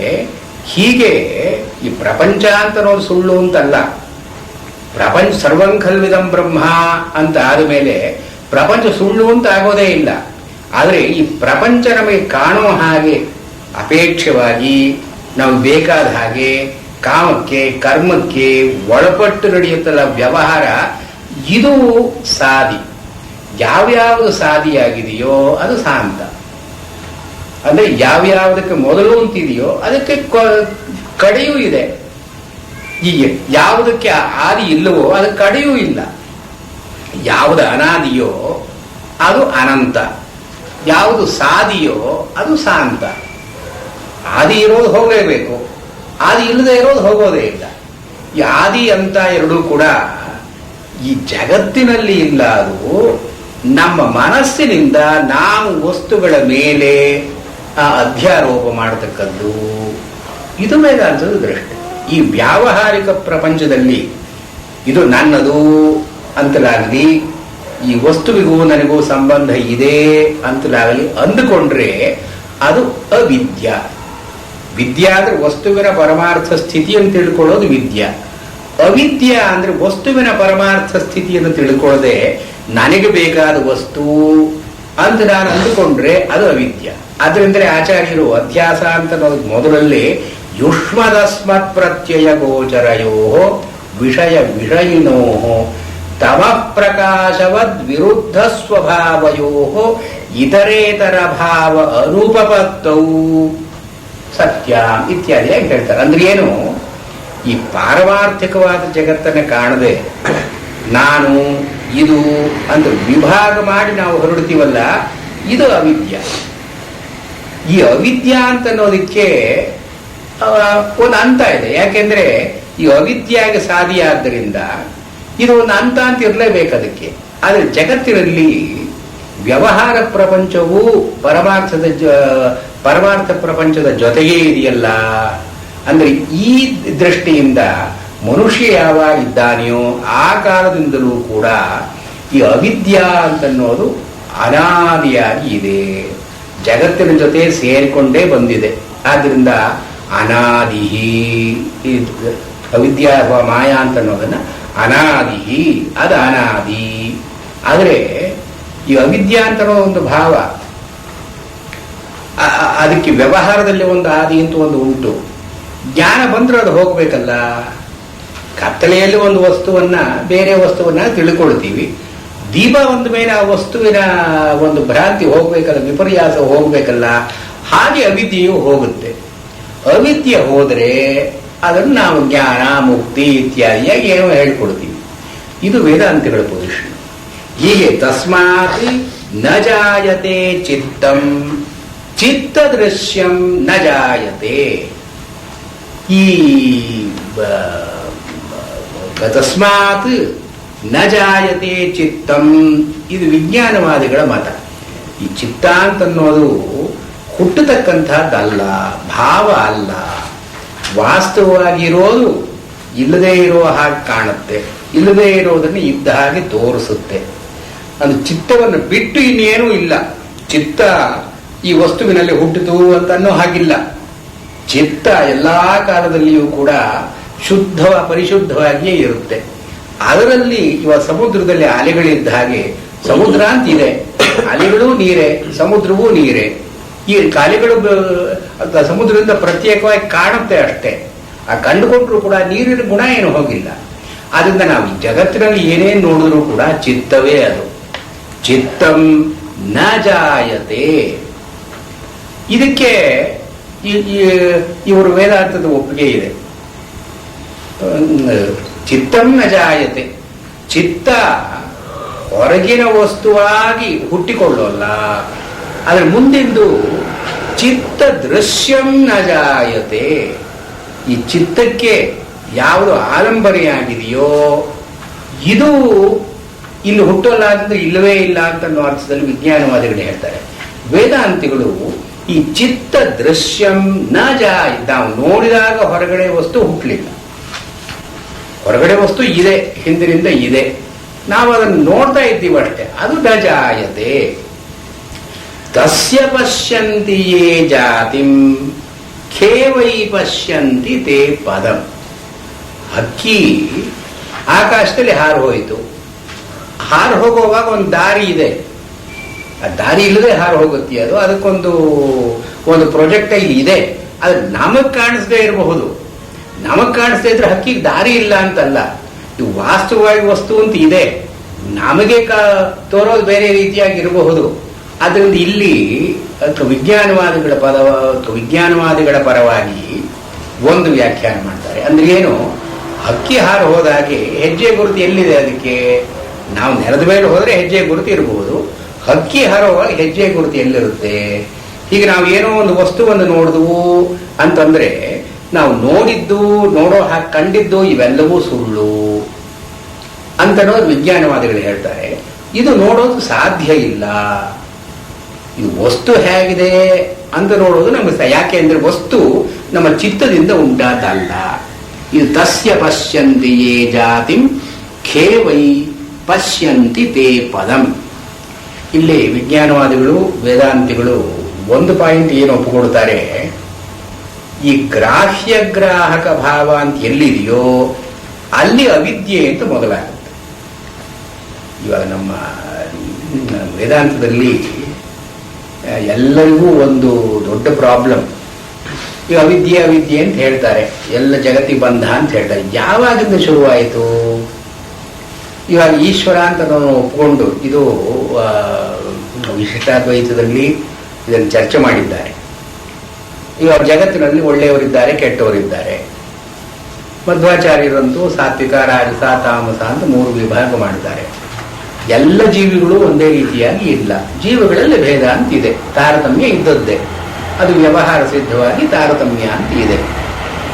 ಇವಾಗ ಯಾವಾಗ ಇವನು ಒಬ್ಬ ಜೀವ ಒಳ್ಳೆಯನಾದ ಯಾವಾಗ, ಇನ್ನೊಬ್ಬ ಜೀವ ಕೆಟ್ಟವನಾದ ಯಾವಾಗ, ಇನ್ನೊಂದು ಜೀವ, ಇವಾಗ ನಾವು ಮಾಡೋ ಕೆಲಸಗಳು ನಮ್ಮ ಜೀವಕ್ಕೆ ಅನುಗುಣವಾಗಿ, ನಮ್ಮ ಜೀವ ಸಾತ್ವಿಕವಾಗಿದ್ದು ನಾವು ಮಾಡೋ ಕೆಲಸ ಸಾತ್ವಿಕ, ನಾವು ಮಾಡುವ ಕೆಲಸ ಸಾತ್ವಿಕವಾದರೆ ಅದರ ಫಲ ಸಾತ್ವಿಕ. ಸೊ ಸಾತ್ವಿಕತೆ ಒಂದು ಹೆಚ್ಚಿಕೊಂಡು ಹೋಗುತ್ತೆ. ಇನ್ನೊಬ್ಬ ತಾಮಸ, ಅವನ ಸ್ವಭಾವ ತಾಮಸವಾದ್ರಿಂದ ಅವನು ಮಾಡೋ ಕೆಲಸಗಳೆಲ್ಲ ತಾಮಸ, ಆ ತಾಮಸದ ಫಲವೂ ತಾಮಸ, ಅದನ್ನ ತಾಮಸ ವಿಲ್ ಕಂಟಿನ್ಯೂ. ಅದನ್ನ ನಾವು ಇವತ್ತು ಒಳ್ಳೆಯವರಾಗಿದ್ರೆ ಯಾವುದೋ ಕಾಲದಲ್ಲಿ ಜನ್ಮಾಂತರಗಳ ಹಿಂದೆ ನಾವು ಒಳ್ಳೆಯವರಾಗಿರ್ಬೇಕು. ನಾನು ಕೆಟ್ಟವನಾಗಿದ್ದರೆ ಜನ್ಮಾಂತರಗಳ ಹಿಂದೆ ಕೆಟ್ಟವನಾಗಿರ್ಬೇಕು. ಇದು ಯಾವ ಮೊದಲನೇ ಸಾರ್ತಿ ಕೆಟ್ಟವನಾದ ಯಾವಾಗ, ನಾನು ಯಾಕೆ ಕೆಟ್ಟವನಾದ ಯಾತಕ್ಕೆ? ಇವತ್ತು ಯಾವುದೋ ಒಂದು ಸಾವಿರಾರು ಜನ್ಮಗಳ ಹಿಂದೆ ನಾನು ಕೆಟ್ಟವನಾದೆ, ಇವತ್ತು ಕೆಟ್ಟವನಾಗಿದ್ದೀನಿ ನಾನು. ಆ ಒಂದು ಪರಂಪರೆಯಿಂದ ಕೆಟ್ಟವನಾಗಿದ್ದೀನಿ. ಆದ್ರೆ ಮೊದಲನೇ ಸರ್ತಿ ಜೀವ ಕೆಟ್ಟವನಾಯ್ತಲ್ಲ, ಯಾಕಾದ ಅವನು? ಯಾರ ಟೆಂಪ್ಟೇಷನ್ ನಿಂದ ಆದ, ಯಾರ ಮೋಟಿವೇಶನ್ ನಿಂದ ಆದ? ಅಂದ್ರೆ ದೇವರಿಗೆ ಕೆಲವು ಜೀವರನ್ನ ಒಳ್ಳೆಯವನು ಅಂತ ಮಾಡ್ದ, ಕೆಲವು ಜೀವರನ್ನ ಕೆಟ್ಟವರು ಅಂತ ಮಾಡ್ದ, ಕೆಲವು ಜೀವರ ಮಧ್ಯರು ಅಂತ ಮಾಡ್ದ. ಹೀಗೆ ದೇವರಲ್ಲಿ ನಾವು ಪಕ್ಷಪಾತ ಹಾಕಬಹುದು, ದೋಷಾರೋಪಣೆ ಮಾಡಬಹುದು. ಹೀಗೆ ಕೆಲವರನ್ನ ಹೀಗೆ ಅವನು ಪಕ್ಷಪಾತ ಇರೋ ಹಾಗಿದ್ರೆ ಅವನು ದೇವರು ಅಂತ ಅನ್ನೋದು ಯಾದಕ್ಕೆ? ಅಂದ್ರೆ the first time an individual became bad are good, ಅದು ದಟ್ ಕಾನ್ ಬಿ ಡಿಸೈಡೆಡ್. ಇದಕ್ಕೆ ಏನ್ ಕಾರಣ ಅಂತ ಹೇಳೋದಕ್ಕಿಲ್ಲ. ಈ ಒಂದು the first origins the problem. ಈ ಕರ್ಮ, ನಮ್ಮ ಕರ್ಮದಿಂದ ನಾವು ಕೆಟ್ಟದನ್ನ ಮಾಡ್ತೀವಿ ಅಥವಾ ಒಂದು ದುಃಖವನ್ನು ಅನುಭವಿಸ್ತೀವಿ. ಈ ಕರ್ಮ ಈ ಜನ್ಮದಲ್ಲಿ ಮಾಡೋದೇ ಏನಲ್ವಲ್ಲ, ಹಿಂದಿನ ಜನ್ಮದಲ್ಲಿ. ಆದ್ರೆ ಹಿಂದಿನ ಜನ್ಮದಲ್ಲಿ ಯಾವಾಗಲೂ ಮೊದಲನೇ ಒಂದು ಕರ್ಮ ನಾವು ಕೆಟ್ಟದ್ದು ಮಾಡಿ ಅದರ ಪರಂಪರೆ ಒಂದು ಬಂದಿರಬೇಕಲ್ಲ. ಆ ಮೊದಲನೇ ಕರ್ಮ ಕೆಟ್ಟದ್ದು ಯಾತಕ್ಕೆ ಮಾಡಿದ್ವು ನಾವು? ಈ ಕರ್ಮ ಅಂತ ಅನ್ನೋದಾಗ್ಲಿ, ಬಂಧ ಅಂತ ಅನ್ನೋದಾಗ್ಲಿ, ಇವನ್ ಯಾವಾಗ ಶುರುವಾಯಿತು, ಹೇಗೆ ಶುರುವಾಯಿತು ಹೇಳೋದಕ್ಕೆ ಬರೋದು. ಇದು ದಿಸ್ ಎ ಮೂಟ್ ಪಾಯಿಂಟ್. ಇವಾಗ ಈಶ್ವರ ಅಂತ ಒಬ್ಬನು ಒಪ್ಪಿಕೊಂಡ್ರೆ ನಾವು ಹೀಗ್ಯಾಕೆ ಜಗತ್ತಿನಲ್ಲಿ ಎಷ್ಟು ಕಷ್ಟ ಯಾತಕ್ಕೆ ಕೊಟ್ಟಿದ್ದಾನೆ? ಎಷ್ಟು ಕೆಲವರಿಗೆ ದುಃಖವೇ ಬರುತ್ತೆ, ಕೆಲವರಿಗೆ ಸುಖವೇ ಬರುತ್ತೆ, ಕೆಲವರು ಸಮಾನವಾಗಿರ್ತಾರೆ. ದೇವರಿಗೆ ವೈಷಮ್ಯ ನೈರ್ಘಣ್ಯ ಅಂತ ಇರಬಹುದು. ವೈಷಮ್ಯ ನೈರ್ಘಣ್ಯಗಳಿದ್ರೆ ಅವನು ದೇವರು ಅಂತ ಆಗ್ತಾನೋ? ಅಥವಾ ಜಗತ್ತನ್ನು ಇಷ್ಟು ಇಂಪರ್ಫೆಕ್ಟ್ ಆ ಜಗತ್ತನ್ನ ಅವನು ಈಶ್ವರ ಸೃಷ್ಟಿ ಮಾಡಿ, ಅವನು ಬರ್ನಾಡ್ ಶಾ ಹೇಳಿದಂತೆ, if I was present at the time of creation, I would have offered valuable suggestions to God ಅಂತ.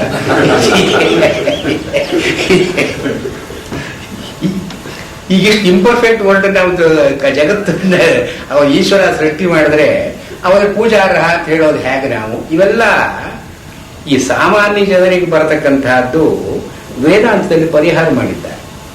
ಇದು ಬಂಧ ಅಂತ ಅನ್ನೋದಾಗ್ಲಿ, ಕರ್ಮ ಅಂತ ಅನ್ನೋದಾಗ್ಲಿ ಕಾಮದಿಂದ ಉಂಟಾಗತ್ತೆ ವಿನಃ ಕರ್ಮ ಸ್ವಾಭಾವಿಕವಾಗಿರ್ತಕ್ಕದ್ದಲ್ಲ. ನನಗಿದು ಬೇಕು ಅಂತ ಒಂದಾದ್ರೆ ಅಲ್ಲಿಂದ ಒಂದು ಕರ್ಮ ಅಂತ ಶುರುವಾಗುತ್ತೆ. ಆದ್ರಿಂದ ಆಚಾರ್ಯರ ಕರ್ಮ ಅಂತ ಎಲ್ಲಿ ಹೇಳಬೇಕಾದ್ರೂ ಕಾಮಕರ್ಮ ಅಂತ ಹೇಳ್ತಾರೆ. ಕಾಮದಿಂದ ಕರ್ಮ, ಕಾಮ ಇಲ್ಲದೆ ಇದ್ರೆ ಕರ್ಮ ಅಂತಿಲ್ಲ. ಕಾಮ ಯಾವಾಗ ಬರುತ್ತೆ? ಯುಷ್ಮದ್ ಅಸ್ಮತ್ ಪ್ರತ್ಯಯ ಗೋಚರ. ನಾನು ಇದು ಅಂತ ಅನ್ನೋದು ಬಂದಾಗ ಇದು ನನಗೆ ಬೇಕು ಅಂತ ಬೇಕಾಗುತ್ತೆ. ಯತ್ರ ಏಕೀಭವತಿ, ಅವನು ಒಬ್ಬನೇ ಎಲ್ಲವೂ ನಾನು ಅಂತ ಅಂದುಕೊಂಡ ಅಂದ್ರೆ ಅವನಿಗೆ ಕಾಮ ಅಂತಿಲ್ಲ. ಸೊ ಅವಿದ್ಯೆ ಅಂತ ಅನ್ನೋದು ಎಲ್ಲಿ ಶುರುವಾಗುತ್ತೆ? ಕಾಮನಿಂದ ಶುರುವಾಗುತ್ತೆ. ಅದಕ್ಕೆ ಬೇಸಿಸ್ ಏನು? ಯುಷ್ಮದ್ ಅಸ್ಮತ್ ಪ್ರತ್ಯಯ ಗೋಚರ. ಆದ್ರಿಂದ ಅವರ ಅಧ್ಯಾಸ ಅಂತನೋ ಮೊದಲನೇನೆ ಈ ಒಂದು ಡೈಕಾಟಮಿ ಇದೆ. ಸೊ ದಿ ಎಂಟೈರ್ ಅವಿದ್ಯಾ is based on this dichotomy. ನಾನು ನನ್ನದು ಅಂತನ್ನೋದು ಎಲ್ಲಿ ಮನುಷ್ಯನಿಗೆ ಬರುತ್ತೋ ಅಲ್ಲೇ ಅವಿದ್ಯ. ಇದು ಎಲ್ಲಿ ಹೋಗುತ್ತೋ ಅದೇ ಅವಿದ್ಯಾ ಬಂಧ, ಜ್ಞಾನ. ಅದರಿಂದ ಯಾವುದೋ ಒಂದು ಕಾಲದಲ್ಲಿ ಬರುತ್ತೆ, ಯಾವುದೋ ಒಂದು ಕಾಲದಲ್ಲಿ ಹೋಗುತ್ತೆ ಅಂತ ಅನ್ನೋದಕ್ಕಿಂತ ಈ ಅವಿದ್ಯೆ ಅಂತ ಅನ್ನೋದು ವಾಸ್ತವವಾಗಿ ಇರತಕ್ಕದ್ದಲ್ಲ. ಇದು ಶಂಕರಾಚಾರ್ಯರ ದರ್ಶನದಲ್ಲಿ ಎರಡು ಎರಡು ಪಕ್ಷಗಳು ಬಂತಲ್ಲ. ಒಂದು ಆಚಾರ್ಯರು ಅವಿದ್ಯಾ ಅಂತ ಹೇಳೋದನ್ನ ಒಂದು ವಸ್ತು ಅಂತ ಹೇಳಲಿಲ್ಲ, ಯಾವುದೋ ಅವಿದ್ಯಾ ಅಂತ ಒಂದು ಇದೆ ಅಂತ ಹೇಳಲಿಲ್ಲ ಅವರು. ಅವಿದ್ಯಾ ಅಂತನೋ ಒಂದು ಭಾವ, it's ignorance of the real nature of things. ಆ ಇಗ್ನೋರೆನ್ಸ್ ಅಂತ ಅನ್ನೋದೇ ಗಟ್ಟಿಯಾಗಿ ಎಲ್ಲೂ ಕೂತ್ಕೊಂಡಿರೋಲ್ಲ. Not knowing a thing is ignorance. ಇಗ್ನೋರೆನ್ಸ್ಗೆ ಪಾಸಿಟಿವ್ ಎಕ್ಸಿಸ್ಟೆನ್ಸ್ ಒಂದು ಇಲ್ಲ. ಇದು ಗೊತ್ತಿಲ್ಲ ನನಗೆ, ಈ ಗೊತ್ತಿಲ್ಲ ಗೊತ್ತಿಲ್ಲ ಗೊತ್ತಿಲ್ಲ ಅಂತ ಅನ್ನೋದೇ ಸೇರ್ಕೊಂಡು ಯಾರ ತಲೆ ಮೇಲಾದ್ರೂ ಯಾರ ತಲೆ ಒಳಗಾದ್ರೂ ಇಗ್ನೋರೆನ್ಸ್ ಅಂತ ಇರೋಲ್ಲ. ಇದು ಜ್ಞಾನ ಅಂತ ಇರಬಹುದು. ಈ ವಿಷಯ ಗೊತ್ತು, ಇನ್ನೊಂದು ವಿಷಯ ಗೊತ್ತು, ಮತ್ತೊಂದು ವಿಷಯ ಗೊತ್ತು, ಅದು ಗೊತ್ತು, ತಲೆ ತುಂಬಾ ತುರ್ಕೊಂಡಿರ್ಬಹುದು ಅವನು. ಈ ಅಜ್ಞಾನವನ್ನೇ ಯಾರು ತುರ್ಕೊಂಡಿರೋಲ್ಲ. ಅದನ್ನ ಈ ಯಥಾ ಮಾತ್ಸ್ಯಸ್ಯ ಜಾಲಂ ಇವ, ಒಂದು ಅಜ್ಞಾನ ಇದೆ, ಇನ್ನೊಂದು ಅಜ್ಞಾನ ಇದೆ, ಮತ್ತೊಂದು ಅಜ್ಞಾನ ಇದೆ. ಇಷ್ಟೆಲ್ಲ ಅಜ್ಞಾನಗಳನ್ನು ಸೇರಿಸಿ ಒಂದು ಕಲೆಕ್ಟಿವ್ ಅಜ್ಞಾನ ಅಂತ ಯಾರಿಗಾದ್ರೂ ಇರುತ್ತೋ ಅಂದ್ರೆ ಅವ್ರು ಹೇಳ್ತಾರೆ, ಇದು ಪ್ರಭಾಕರ ಮಿಶ್ರರು ಹೇಳುವಂಥದ್ದು. ಇವಾಗ ಮೀನನ್ನ ಹಾಕೋ ಬಲೆ ಇದೆ, ಆ ಬಲೆ ಅಂತ ಅನ್ನೋದು ಏನು? ಎಲ್ಲ ತೂತುಗಳನ್ನು ಒಟ್ಟಿಗೆ ಗಂಟು ಹಾಕಿ ಒಂದು ಬಲೆ ಅಂತ ಆಗುತ್ತೋ? ಬಲೆ ಅಂತ ಒಂದು ಇದೆಯಲ್ಲ, ಈ ಬಲೆಯ ತೂತುಗಳನ್ನೆಲ್ಲ ಯಾರೋ ಒಬ್ಬ ಸೇರಿಸ್ದ, ಎಲ್ಲ ಹೆಣದ, ಅದೊಂದು ಬಲೆ ಅಂತ ಆಯ್ತು. ಹೀಗೆ ಹೇಳ್ಬಹುದು ನಾವು. ತೂತುಗಳನ್ನು ಹೆಣಿಯೋದು ಸಾಧ್ಯವೋ ಯಾರಾದರೂ? ಇವಾಗ ಹೆಣೆದ್ರಲ್ಲಿ ತೂತು ಅಂತ ಇರಬಹುದು, ಅದು ತೂತುಗಳನ್ನೇ ಸೇರಿಸಿ ಯಾರಾದರೂ ಹೆಣಿಯೋದು ಸಹ. ಹೀಗೆ ಅಜ್ಞಾನಿಗಳನ್ನೇ ಸೇರಿಸಿ ಒಂದು ಅವಿದ್ಯಾ ಅಂತ ಎಲ್ಲೂ ಇಲ್ಲ. ಈ ಅವಿದ್ಯಾ ಅಂತ ಈ ವಿಚಾರವಾಗಿ ಅವಿದ್ಯಾ, ಇನ್ನೊಂದು ವಿಚಾರವಾಗಿ ಅವಿದ್ಯಾ, ಇನ್ನೊಂದು ವಿಚಾರವಾಗಿ ಅವಿದ್ಯೆ ಪ್ರತ್ಯೇಕವಾಗಿ ಇರುತ್ತೆ. ಆದರೆ ಬ್ರಹ್ಮನ ವಿಚಾರವಾಗಿ ಇರತಕ್ಕ ಅವಿದ್ಯೆಯಿಂದ ಈ ಎಲ್ಲ ಅವಿದ್ಯೆಗಳು ಹೋಗುತ್ತೆ. ಅದೇ ಏಕವಿಜ್ಞಾನೇನ ಸರ್ವವಿಜ್ಞಾನಂ ಅಂತ ಉಪನಿಷತ್ನಲ್ಲಿ ಹೇಳಿದ್ದು. ಬ್ರಹ್ಮನನ್ನು ಒಬ್ಬನು ತಿಳ್ಕೊಂಡ್ರೆ ಎಲ್ಲವನ್ನೂ ತಿಳ್ಕೊಂಡಾಗಾಯ್ತು. ಅದು ಹೇಗಾಯ್ತು? ಬ್ರಹ್ಮನನ್ನು ತಿಳ್ಕೊಂಡ್ರೆ ಮಡಕೆ ತಿಳ್ಕೊಂಡಾಗಾಯ್ತು? ಮಡಕೆ ಬೇರೆ ಅಲ್ಲ ಅಂದ್ರೆ ಆ ಒಂದು ಅಜ್ಞಾನ ಹೋದ್ರೆ ಉಳಿದ ಎಲ್ಲ ಅಜ್ಞಾನಗಳು ಹೋದ ಹಾಗೆ. ಅದ್ರ ವಸ್ತು ಸ್ವರೂಪ ತಿಳ್ಕೊಂಡದ್ದು. ಆದ್ರಿಂದ ಅವಿದ್ಯಾ ಅಂತನ್ನೋದು ವಾಸ್ತವವಾಗಿ ಪಾಸಿಟಿವ್ ಎಕ್ಸಿಸ್ಟೆನ್ಸ್ ಅಲ್ಲ. ಎಲ್ಲೋ ಒಂದು ಕಡೆ ಅವಿದ್ಯಾ ಅಂತಿದೆ, ಅದನ್ನು ಕಳ್ಕೊಳ್ತೀವಿ ನಾವು ಅಂತನ್ನೋ ಹಾಗಿಲ್ಲ. ಇದು ಅವಿದ್ಯಾ is the absence of knowledge. ಒಂದೇನೋ ಹಗ್ಗ ಇದೆ, ಅದನ್ನು ಹಾವು ಅಂತ ನಾವು ತಿಳ್ಕೊಳ್ತೀವಿ. ದೀಪ ಬಂದಾಗ ನಮ್ಗೆ ಅವಿದ್ಯಾ ಅಂತ ಗೊತ್ತಾಗುತ್ತೆ. ದೀಪ ಇರಲಿಲ್ಲ, ಕತ್ತಲೆ ಅಂತಿತ್ತು. ಕತ್ತಲೆ ಅಂತ ಇರೋವಾಗ ವಸ್ತು ತಿಳಿಯಲಿಲ್ಲ ನನಗೆ ಅಂತ ಅಂತೀವಿ ನಾವು. ಅದು ತಿಳಿಯಲಿಲ್ಲ ಅಂತ ಅನ್ನೋದು ಇವನ್ ಮನಸ್ಸಲ್ಲಿ ಇತ್ತು ಮೊದಲಿಂದ. ಈ ತಿಳಿಯಲಿಲ್ಲ ಅಂತ ಅನ್ನೋದು ಹೋಗಿ ತಿಳುವಳಿಕೆ ಅಂತ ಬಂತು. ಹೀಗೆ ಈ ಅವಿದ್ಯಾ ಅಂತನ್ನೋದು ಯಾವ ಕಾಲದಲ್ಲಿ ಹುಟ್ಟಿತು ಅಂತ ಹೇಳೋ ಹಾಗಿಲ್ಲ. ನಜಾಯತೆ ಚಿತ್ತಂ, ಇಲ್ಲಿ ವೇದಾಂತಿಗಳ ಅರ್ಥದಲ್ಲಿ ಹೀಗೆ, ನಜಾಯತೆ ಚಿತ್ತಂ ಮತ್ತು ಚಿತ್ತ ದೃಶ್ಯಂ ನ ಜಾಯತೆ. ಹೊರಗಿರತಕ್ಕದ್ದು ನಾವು ನೋಡೋದ್ರಿಂದ ಆಯಿತು ಅಂತ ಅನ್ನೋ ಹಾಗಿಲ್ಲ. ಇಲ್ಲಿ ಮೊದಲು ಹೇಳಿದ್ದಲ್ಲ ನಾನು, ವಸ್ತುವನ್ನು ಧಾಟನಯದಲ್ಲಿ ಅವರು ಪರಮಾರ್ಥ ಅಂತ ಒಂದು ಹೇಳ್ತಾರೆ. ಅಂದ್ರೆ ಏನೋ ಥಿಂಗ್ ಆಸ್ ಇಟ್ ಈಸ್. ವಸ್ತು ತನ್ನ ಪಾಡಿ ತಾನಿದೆ, ನಾವು ನೋಡ್ಲಿ ಬಿಡ್ಲಿ, ನಾವು ಅದರ ವ್ಯವಹಾರಕ್ಕೆ ಬರಲಿ ಬಿಡ್ಲಿ, ವಸ್ತು ತನ್ನ ಪಾಡಿ ತಾನಿದೆ. ನಾವು ನೋಡುವಾಗ ವ್ಯವಹಾರ ಪ್ರಪಂಚ ಅಂತ ಬಂತು. ಈ 3 ಲೆವೆಲ್ ಮಾಡ್ತಾರಲ್ಲ, ಪರಮಾರ್ಥ, ವ್ಯವಹಾರ, ಪ್ರಾತಿಭಾಸಿಕ ಅಂತ 3 ಮಾಡ್ತಾರೆ. ಆದರೆ ಶಂಕರಾಚಾರ್ಯರು ಮಾಡಿದ್ದು 2, ವ್ಯವಹಾರ, ಪರಮಾರ್ಥ. ವಿಜ್ಞಾನಿವಾದಗಳು ಮಾಡೋದು ಅದೇನೆ. ಯಾಕೆಂದ್ರೆ ಭಟ್ಟರು ಕುಮಾರ ಭಟ್ಟರು ಮಾಡಿದ್ದು 2, ಪರಮಾರ್ಥ, ವ್ಯವಹಾರ. ವೇದಾಂತಿಗಳು ಅದನ್ನು ಒಪ್ಪಿಕೊಂಡಿದ್ದಾರೆ. ಈ ವಿದ್ಯಾರಣ್ಯರ ಕಾಲ ಆದಮೇಲೆ ಪ್ರಾತಿಭಾಸಿಕ ಅಂತ ಇನ್ನೊಂದು ಸೇರಿಸಿದ್ರು. ಪ್ರಾತಿಭಾಸಿಕ ಅಂದ್ರೆ ತೋರಿಕೊಳ್ಳೋದು. ಈಗ ಇವಾಗ ಅನಾಥ ಚಕ್ರ ಅಂತ ಅಂತಾರೆ, ಇದೇ ಮುಂದೆ ಬರುತ್ತೆ. ಅದು ಒಂದು ಕೊಳ್ಳಿಯನ್ನು ತಿರುಗಿಸ್ತಾ ಇದ್ರೆ ಒಂದು ಸರ್ಕಲ್ ಕಾಣುತ್ತೆ. ಆ ಸರ್ಕಲ್ ಎಲ್ಲಿದೆ? ವಾಸ್ತವವಾಗಿ ಸರ್ಕಲ್ ಏನಿಲ್ಲ, ಕೊಳ್ಳಿ ಇದೆ, ಅವನು ತಿರುಗಿಸಿದ್ದು ಉಂಟು. ಕೊಳ್ಳಿ ತಿರುಗಿಸೋದು 2 ಸತ್ಯವಾದದ್ದು. ಈ ಅನಾಥ ಎಲ್ಲಿಂದ ಬಂತು, ಚಕ್ರ ಎಲ್ಲಿಂದ ಬಂತು ಅಂದ್ರೆ ನಮಗೆ ಕಾಣ್ತು. ಹಾಗೆ ನಾವು ಕಂಡುಕೊಂಡಿದ್ದಕ್ಕೆ ಮಾತ್ರ ದಿಟ, ಅದು ಕಾಣುವಾಗ ದಿಟ. ಇವಾಗಿಲ್ಲ, ಅವ್ನು ತಿರುಗಿಸ್ತಾ ಇದ್ದಾಗ ಇತ್ತು. ಅದು ತಿರುಗಿಸೋದು ನಿಲ್ಲಿಸಿದ ಮೇಲೆ ಆ ಚಕ್ರ ಇಲ್ಲ. ಇತ್ತಲ್ಲ ಎಲ್ಲಿ ಹೋಯಿತು ಅಂದ್ರೆ ಪ್ರಾತಿಭಾಸಿಕ, ತೋರಿಕೊಳ್ತು ಅಷ್ಟೇ. ಅದು ಇದು 3rd ಲೆವೆಲ್ ಆಫ್ ರಿಯಾಲಿಟಿ. ಇದನ್ನು ವಿದ್ಯಾರಣ್ಯನ ಕಾಲ ಆದಮೇಲೆ, ಪಂಚದಶಿ ಆದಮೇಲೆ ಈ ಪ್ರಾತಿಭಾಸಿಕ ಅಂತ ಒಂದು ಸೇರಿಸಿದ್ರು. ವಾಸ್ತವವಾಗಿ ಶಂಕರಾಚಾರ್ಯರು ಪ್ರಾತಿಭಾಸಿಕವನ್ನು ವ್ಯವಹಾರದಲ್ಲೇ ಸೇರಿಸ್ತಾರೆ. ಅವರಿಗೆ ಪ್ರಾತಿಭಾಸಿಕ ಅಂತ ಪ್ರತ್ಯೇಕವಾಗಿ ಒಂದು ಲೆವೆಲ್ ಆಫ್ ರಿಯಾಲಿಟಿ ಅಂತ ಇಲ್ಲ. ಈ ವ್ಯವಹಾರ ಪರಮಾರ್ಥ ಅಂತ ಎರಡು ಇದೆಯಲ್ಲ, ಈ ಪರಮಾರ್ಥ ಬ್ರಹ್ಮವೇ, ಶೂನ್ಯವೇ, ಅನಿರ್ದೇಶ್ಯ, ನಾವು ಯಾವುದನ್ನು ಹೇಳೋದಕ್ಕಾಗಲ್ವೋ ಅದನ್ನು ಇವರು ವಿಜ್ಞಾನವಾದಿಗಳು ಶೂನ್ಯ ಅಂತ ಕರೀತಾರೆ, ವೇದಾಂತಿಗಳು ಬ್ರಹ್ಮ ಅಂತ ಕರೀತಾರೆ. ಈ ಬ್ರಹ್ಮ ಅಂತ ಅನ್ನೋ ಮಾತಿಗೆ ಯಾವುದು ಬೃಹ ಬ್ರಹ್ಮಣ ಅದು, ಈ ಯಾವ ತೀರ ಬೆಳ್ಕೊಂಡು ಬಂದ್ಬಿಟ್ಟಿದೆ ಅಂದ್ರೆ ಎಷ್ಟು ಗ್ರಹಣೆಗೆ ಮೀರಿ ಬೆಳೆದಿರೋದು, ಅಂದ್ರೆ ಇಂಪಾಸಿಬಲ್ ಟು ರೆಕನ್ ಅಂತನ್ನೋ ಅರ್ಥದಲ್ಲಿ ಬ್ರಹ್ಮ. ಅದನ್ನೇ ಪುರುಷ ಸೂಕ್ತದಲ್ಲಿ ಈ ಜಗತ್ತನ್ನೆಲ್ಲ ಆವರಿಸಿ ಅತ್ಯತಿಷ್ಠ ದಶಾಂಗುಲಂ, ಅದರ ಮೇಲೆ 10 ಅಂಗುಲ, 10 ಅಂಗುಲ ಅಂದ್ರೇನು ಅನೇಕವಾಗಿ ಅವನು ಮೇಲಿದ್ದಾನೆ ಅಂತಂದ್ರೆ ಏನು, ನಮಗೆ ಸಿಗೋಣಲ್ಲ.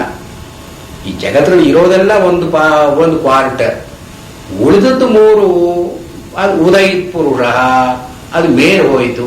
ಅಂದ್ರೆ ಮೇಲ್ ಹೋಯ್ತು ಅಂದ್ರೆ ಏನು, ಉದಯಿತ್ ಇಳಿದಾತು ಹೋಗೋದು ಅಂತ. ತ್ರಿಪಾದ್ ಊರ್ಧ್ವಂ ಉದಯಿತ್, ತ್ರಿಪಾದ್ ಈ 4 ಚತುಷ್ಪಾದಗಳಲ್ಲಿ ಇನ್ 4 ಕ್ವಾರ್ಟರ್ಸ್, 1 ಕ್ವಾರ್ಟರ್ ಆ ಪಾದೋಸ್ಯ ವಿಶ್ವಾಭೂತಾನಿ, ಇದೆಲ್ಲ ಒಂದು ಪಾದ, ನಾವು ಕಾಣೋ ಪ್ರಪಂಚ ಎಲ್ಲ ಒಂದು ಪಾಲು. ಇನ್ನು 3/4 ಪಾಲು ಅಂದ್ರೆ ಉದಯಿತ್ ಪುರುಷ, ಉದಯಿತ್ ಅಂದ್ರೆ ಮೇಲೆ ಹೋಯಿತು, ನಮ್ಮಿಂದ ಮೇಲೆ ಹೋಯಿತು, ನಾವು ತಿಳ್ಕೊಳ್ಳೋ ಹಾಗಿಲ್ಲ ಅದನ್ನ. ಸೊ ಬ್ರಹ್ಮ ಅಂತಂದ್ರೆ ನಮ್ಮ ಅರಿವಿಗೆ ಮೀರಿದ್ದು ಅಂತ ಅಷ್ಟೇ ಅರ್ಥ. ಆದ್ರಿಂದ ಅಸ್ಪರ್ಶಂ, ಅಗ್ರಾಹ್ಯಂ, ಅಗೋತ್ರಂ, ಅವರ್ಣಜಂ, ಇದೆಲ್ಲ ಉಪನಿಷತ್ಗಳಲ್ಲಿ ಬರೋ ಡಿಸ್ಕ್ರಿಪ್ಷನ್ ಎಲ್ಲ ನಾವು ಏನು ಅಂತ ತಿಳ್ಕೊಳ್ಳೋದು. ಕೇನ ವಿಜಾನೀಯಾತ್ ವಿಜ್ಞಾತಾರ ಬರೇ ಕೇನ ವಿಜ, ಯಾರು ತಿಳ್ಕೊಳ್ಬಹುದು ಅದನ್ನ ಅಂತನ್ನೋದ್ರಲ್ಲಿ ಇವರು ವಿಜ್ಞಾನವಾದಿಗಳು ಹೇಳುವ ಶೂನ್ಯವೇ ಅದು. ಅವರೂ ಶೂನ್ಯಕ್ಕೆ ಅನಿರ್ದೇಶ್ಯ, ಅಗ್ರಾಹ್ಯ ಅಂತ ಕರೀತಾರೆ. ವೇದಾಂತಿಗಳ ಬ್ರಹ್ಮನೂ ಅನಿರ್ದೇಶ್ಯ, ಅಗ್ರಾಹ್ಯ. ಇದು ಪಾರಮಾರ್ಥಿಕ ಸತ್ತಾಕವಾಗಿ ಹೀಗಿರೋದು ನಮ್ಮ ವ್ಯವಹಾರದಲ್ಲಿ ಜಗತ್ತಿನ ಹಾಗೆ ಕಾಣಿಸಿಕೊಳ್ಳುತ್ತೆ. ಇದನ್ನೇ ವಿಶಿಷ್ಟಾದ್ವೈತದಲ್ಲಿ ಪರಿಣಮತೆ ಅಂತ ಹೇಳಿದ್ರು. ಆ ಬ್ರಹ್ಮ ಜಗತ್ತಾಗಿ ಪರಿಣಮಿಸ್ತಾನೆ ಅಂದ್ರೆ ಏನು, ಪರಮಾರ್ಥದಿಂದ ವ್ಯವಹಾರಕ್ಕೆ ಟ್ರಾನ್ಸಿಷನ್. ಇದು ಶಂಕರಾಚಾರ್ಯರು ಒಪ್ಪಿಕೊಂಡಿರೋದೆ. ಇಲ್ಲಿ ನಾವು ಈ ಕಾಮನ್ ಒಂದು ಥ್ರೆಡ್ ಎಲ್ಲಿದೆ ಅಂತ ಈ ಒಂದು ಸೆಕ್ಟೇರಿಯನ್ ಪ್ರೊಜುಡಿಸ್ ಇದ್ದ ಮೇಲೆ ಇದನ್ನ ನೋಡೋದು ಬಿಟ್ಬಿಟ್ರು. ಅವೇನೋ ವಿಶಿಷ್ಟಾದ್ವೈತ ಅಂತ ಹೇಳಿ ಸತ್ ಚಿತ್ ಅಚಿತ್ ಕೂಡಿಕೊಂಡಿರತಕ್ಕಂತಹದ್ದು ಬ್ರಹ್ಮನಲ್ಲಿ ಅಂತ ವಿಶಿಷ್ಟಾದ್ವೈತ ಬೇರೆ ಒಂದು ದಾರಿ ಹೇಳಿದ್ರು ಅಂತ. ಆದರೆ ಶಂಕರಾಚಾರ್ಯರು ಅದನ್ನು ಹೇಳಿದ್ದಾರೆ. ಪರಮಾರ್ಥದಿಂದ ವ್ಯವಹಾರಕ್ಕೆ ಒಂದು ಟ್ರಾನ್ಸಿಷನ್ ಇದೆ. ಯಾವುದು ಪರಮಾರ್ಥವೋ, ಪರಮಾರ್ಥವಾಗಿ ಯಾವುದು ಅಗ್ರಾಹ್ಯ, ಅಗೋತ್ರಜಂ, ಅವರ್ಣ ಹೀಗೆಲ್ಲ ಇತ್ತು, ಇದು ಜಗತ್ತಾಗಿ ಪರಿಣಮಿಸಿತು. ಉತ್ಪತ್ತಿ ಅಂದ್ರೆ ಅಷ್ಟೇ, ಜನ್ಮಾದ್ಯಸ್ಯ ಯತಃ ಅಂದ್ರೆ ಇಷ್ಟೇ. ಈ ಜಗತ್ತು ನೋಡೋ ಜಗತ್ತಿಗೆ ನಾವು ಆದಿ ಅಂತಿದೆ, ಅಂತ ಅಂತಿದೆ, ಮಧ್ಯ ಅಂತ ಜನ್ಮಾದಿ ಯಸ್ಯ, ಜನ್ಮ ಆದಿ, ಜನ್ಮವೇ ಮೊದಲಾದದ್ದು. ಜನ್ಮ ಅಂದ್ರೆ ವಿಕಾರವು, ಹುಟ್ಟು, ಇರೋದು, ಸಾವು. ಈ ಜನ್ಮಾದಿ ಯತಃ, ಯಾವ ಒಬ್ಬ ಆಲಂಬನೆ ಇದ್ದು ಈ ಜಗತ್ತು ಹುಟ್ಟಿದ ಹಾಗೆ ಕಾಣುತ್ತೋ, ಇದ್ದ ಹಾಗೆ ಕಾಣುತ್ತೋ, ಹೋದ ಹಾಗೆ ಕಾಣುತ್ತೋ, ಇದು ಬ್ರಹ್ಮ. ಆದರೆ ಬ್ರಹ್ಮನಿಗೆ ಇದು ಶಾಖಾಚಂದ್ರ ನ್ಯಾಯದಿಂದ ಇದು ಒಂದು ಲಕ್ಷಣ ಅಂತ. ಬ್ರಹ್ಮನಿಗೆ ಲಕ್ಷಣ ಇಲ್ಲ. ಯಾವುದೋ ಒಂದು ವಸ್ತುವಿಗೆ ನಾವು ಡಿಫೈನ್ ಮಾಡಿದ ಹಾಗೆ ಬ್ರಹ್ಮನನ್ನು ಡಿಫೈನ್ ಮಾಡೋದು ಸಾಧ್ಯ ಇಲ್ಲ. ಯಾಕೆಂದ್ರೆ ಅವು ಯಥೋ ವಾಚೋ ನಿವರ್ತಂತೆ ಅಪ್ರಾಪ್ಯ ಮನಸಾ ಸಹ ಉಪನಿಷತ್ತರಲ್ಲೇ ಹೇಳ್ತಾರೆ. ಅವನ ಮನಸ್ಸಿನಿಂದ ಗ್ರಹಣ ಮಾಡೋದು ಸಾಧ್ಯವೇ, ಮಾತಿನಿಂದ ಹೇಳೋದು ಸಾಧ್ಯವೇ ಅಂತ ಹೇಳ್ತಾರೆ. ಅಂದ್ರೆ ಇವರು ಅಥಾದೋ ಬ್ರಹ್ಮ ಜಿಜ್ಞಾಸ ಅಂತ ಹೇಳಿದ ತಕ್ಷಣ ಮುಂದಿನ ಸೂತ್ರ ಜನ್ಮಾದ್ಯಸ್ಯತಃ.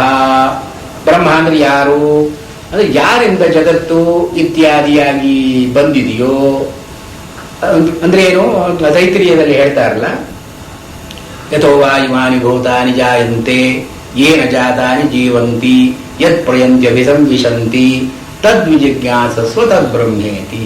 ಯಾರಿಂದ ಜಗತ್ತು ಬಂದಿದೆಯೋ, ಯಾರಲ್ಲಿ ಜಗತ್ತು ಇದೆಯೋ, ಯಾರಿಗೆ ಜಗತ್ತು ಹೋಗುತ್ತೆಯೋ ಅವನನ್ನು ಬ್ರಹ್ಮ ಅಂತ ತಿಳ್ಕೋ. ಇಲ್ಲಿ ಸೃಷ್ಟಿ ಸ್ಥಿತಿ ಲಯಗಳನ್ನು ಹೇಳೋದವರ ಉದ್ದೇಶ ಅಲ್ಲ. ಬ್ರಹ್ಮ ಅಂತ ಒಂದು ಪರಮಾರ್ಥ ವಸ್ತು ಇರುವಾಗ ವ್ಯವಹಾರಕ್ಕೆ ನಮಗೆ ಒಂದು ಪ್ರಪಂಚ ಅಂತ ಒದಗಿ ಬರುತ್ತೆ. ಬ್ರಹ್ಮನೇ ಜಗತ್ತಾಗಿ ಮಾರ್ಪಡ್ತಾನೆ ಅಂತ ಅಲ್ಲ, ಅಥವಾ ಇವನು ಕುಂಬಾರನಿಂದ ಒಂದು ಮಡಕೆ ಬಂದ ಹಾಗೆ ಬ್ರಹ್ಮ ಅಲ್ಲಿ ಇದ್ದುಕೊಂಡು ಒಂದು ಜಗತ್ತನ್ನು ಸೃಷ್ಟಿ ಮಾಡ್ತಾನೆ ಅಂತ ಅಲ್ಲ. ಸೃಷ್ಟಿ ಮಾಡಿದ್ಮೇಲೆ ಕುಂಬಾರ ಒಂದು ಕೋರು ತಗೊಂಡು ಅದನ್ನು ಒಡೆದ ಹಾಗೆ ಜಗತ್ತನ್ನು ಒಂದು ಪ್ರಳಯ ಮಾಡ್ತಾನೆ ಅಂತ ಅಲ್ಲ. ಆ ಪರಮಾರ್ಥ ವಸ್ತು ಇದ್ದಾಗ ಇದು ನಮಗೆ ವ್ಯವಹಾರದಲ್ಲಿ ಇದ್ದ ಬಂದ ಹಾಗೆ ಕಾಣಿಸ್ಕೊಳ್ಳುತ್ತೆ, ಇರೋ ಹಾಗೆ ಕಾಣಿಸ್ಕೊಳ್ಳುತ್ತೆ, ಹೋದ ಹಾಗೆ ಕಾಣಿಸ್ಕೊಳ್ಳುತ್ತೆ. ಮನುಷ್ಯ ಹುಟ್ಟಿದಾಗ ಕಾಣುತ್ತೆ, ಇದ್ದಾಗ ಕಾಣುತ್ತೆ, ಸತ್ತಾಗ ಕಾಣುತ್ತೆ. ಅದು ಜೀವಕ್ಕೆ ಈ ಹುಟ್ಟು ಇರೋದು ಸಾವು ಅಂತಿಲ್ಲ. ಜನ್ಮಾದ್ಯಸೇದ ಅಂತ ಮಾತು ಇಷ್ಟೇ ಅರ್ಥ. ಅದು ಲಕ್ಷಣ ಅಂದ್ರೆ ವಸ್ತುವಿನ ಸ್ವರೂಪವನ್ನು ಹೇಳತಕ್ಕ ಲಕ್ಷಣ ಅಲ್ಲ. ಅದಕ್ಕೆ ಶಾಖಾಚಂದ್ರ ನ್ಯಾಯ ಅಂತ ಹೇಳ್ತಾರೆ.